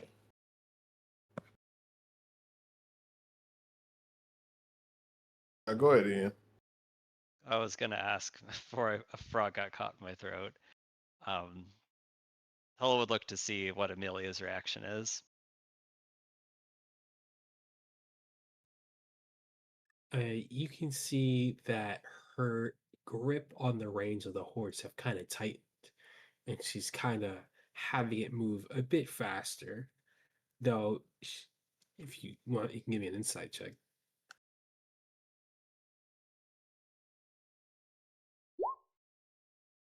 Yeah, you can tell that she's trying to move the hasten the horse, but in a manner that doesn't directly become noticeable to everybody else in the cart.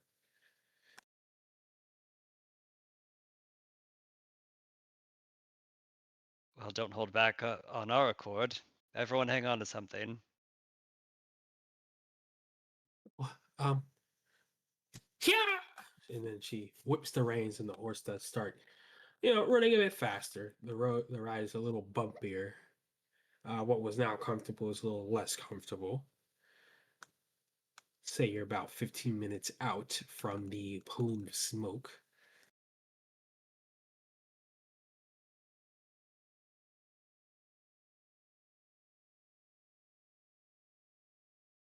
If there's anything anyone wishes to say at this moment, if not, we shall continue.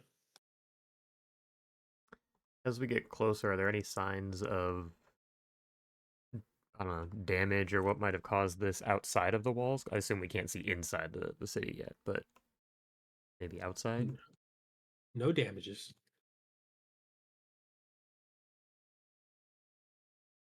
Oh. This looks like a normal forest.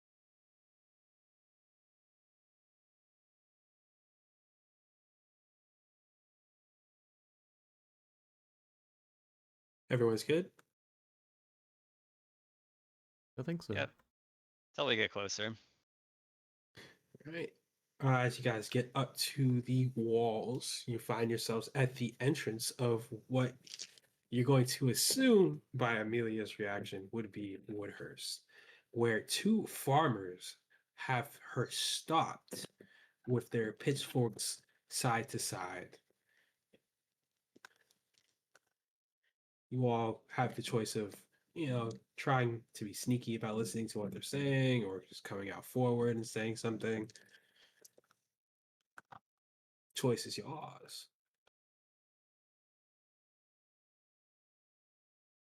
That will probably stay back and try to listen into what they're saying before actually revealing themselves. So I guess sneaky.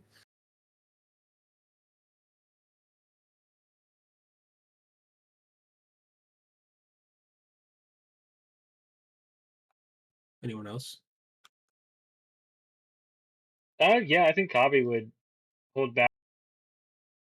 Try to get closer to um hear what they're saying.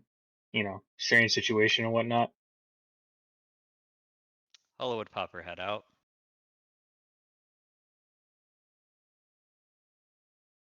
Yeah. Might advise you to point those elsewhere.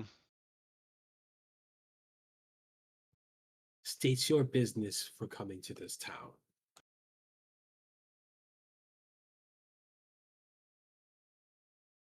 Resupply.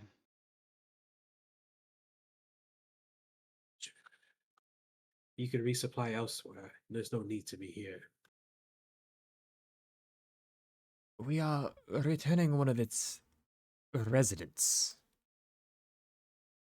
Oh, and who might that be? He just kind Amelia. of gestures to Amelia. Uh, guys, I don't know if we want to tell them about Amelia. Uh, Amelia Drake? They start to kind of whisper to each other. You are permitted to enter.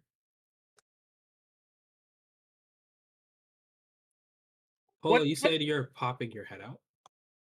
Yeah, she is visible alongside Amelia. Give me a perception check.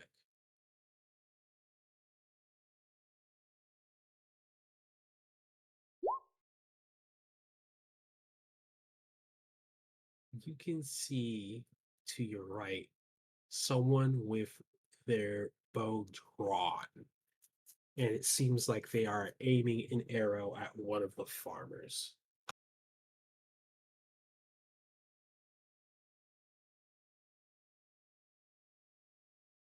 Holo would.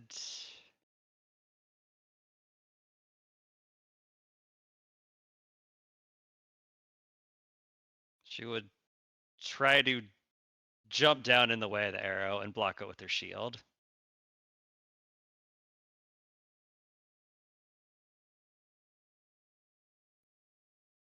Well, I should say get in the way in case the arrow does fly, in which she would block it with her shield.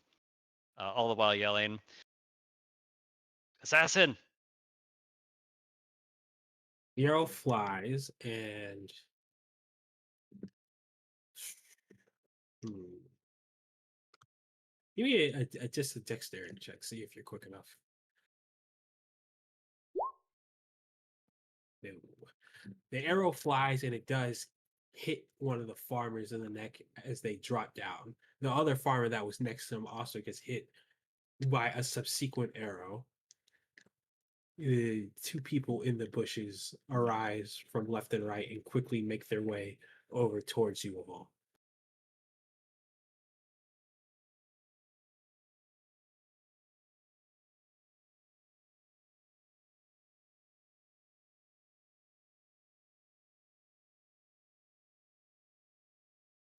What do they look like? They look like hooded figures. If you like to see more, you can give me a perception check before they get too close.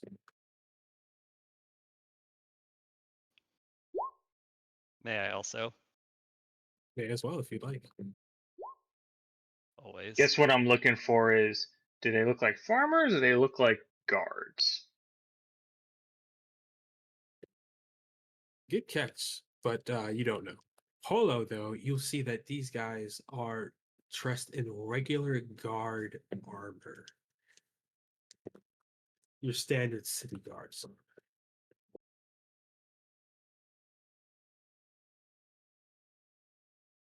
But they kind of rush up to you. Any initial reaction to them coming up to you guys?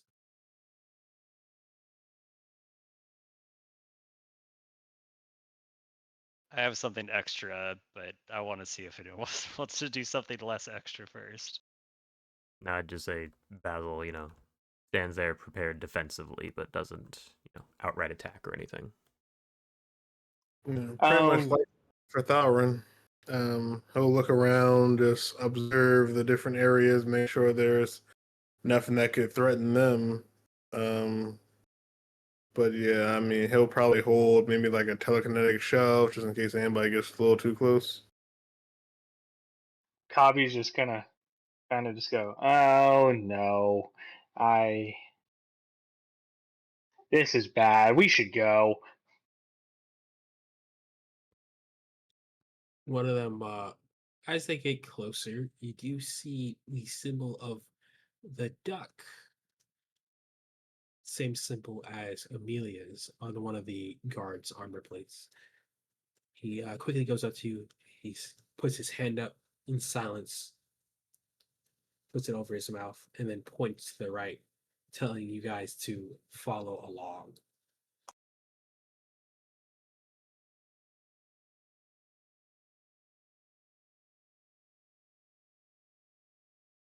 Okay, sure. Holo is going to cast Detect Thoughts on that individual. Surface thoughts only. He is feeling very nervous, very cautious, but you do feel that he is intending to help you. Holo communicates telepathically to her comrades. They seem to want to help us. I don't sense any ill will here. Let's do as they say. Amelia speaks. But why not just go inside? What's going on? You can see she is a bit more tense and nervous.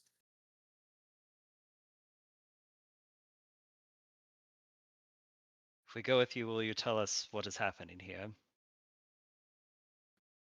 He kind of puts his finger up to his mouth again to emphasize silence, but he does nod. And then waves his hand towards him, relaying urgency. Best be quick, Amelia. Be patient. We need more information. We're with you, though. Okay?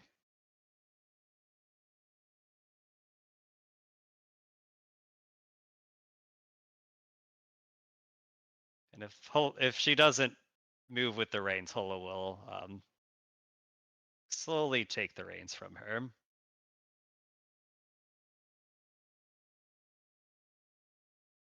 Sorry, the guard grabs the reins and just shakes his head side to side. And then he whispers, "Leave the horse. Hurry."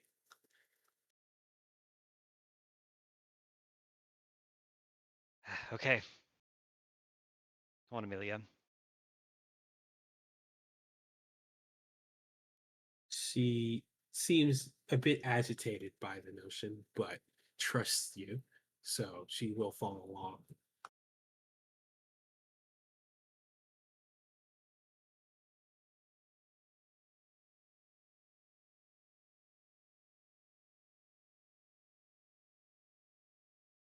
And am I safe to assume that everyone's just following along willingly? Oh yeah, Yep. definitely. Kabi's definitely nervous. You guys hug tight around this big wooden wall till he leads you to a hill that he starts throwing up a little rappel system and starts climbing up. When he gets to the top, he throws down another rope that he's tied to a tree and points at you all to climb up.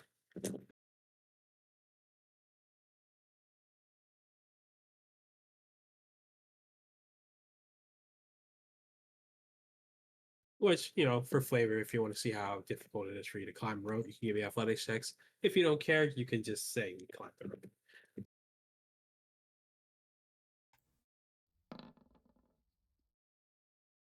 Oh, that's surprising. Hell yeah, look at us go. Us negative ones out here. Right?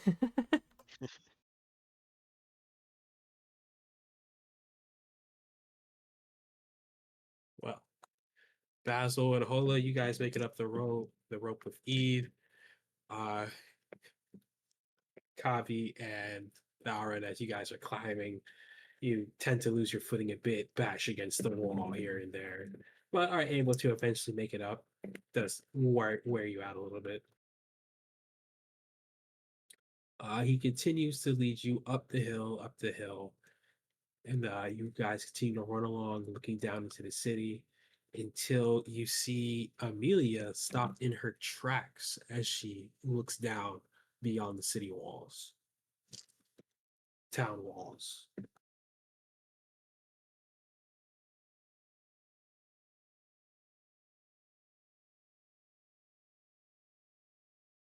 Kola will follow her gaze. When you look down, you see a man tied to a sorry, not tied. What do they call those things? He's hunched over. It's that little wooden thing that they put the head and the arms in. Stocks. Yes. Stockades. He is placed in a stockade with various rotten fruit kind of laid about.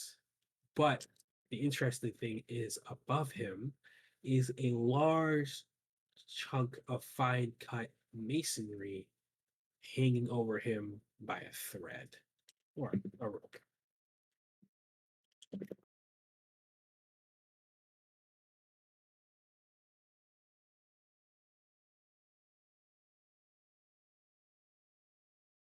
Amelia, who's that? She kind of stays quiet, looks in shock as one of the people there overseeing this guy, man in the stockade takes a hatchet and chops down at the rope, in which you can see this big chunk of masonry plop down on top of the man. Can't really see much of him. You just see big splurts of blood and probably his hand from underneath. But he's definitely crushed and more than likely dead. Emilia kind of drops to her knees and quickly puts her hands up to her mouth.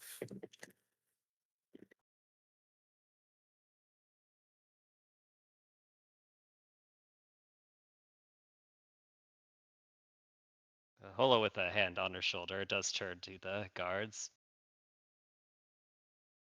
I think it's time to tell us what's happened.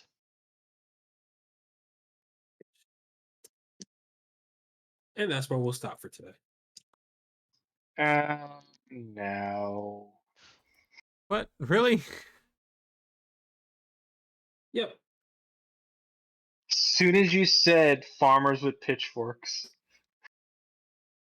But no, don't do that.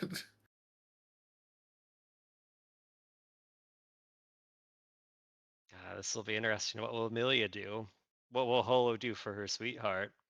What will Basil do in the defense of Noble? So many questions.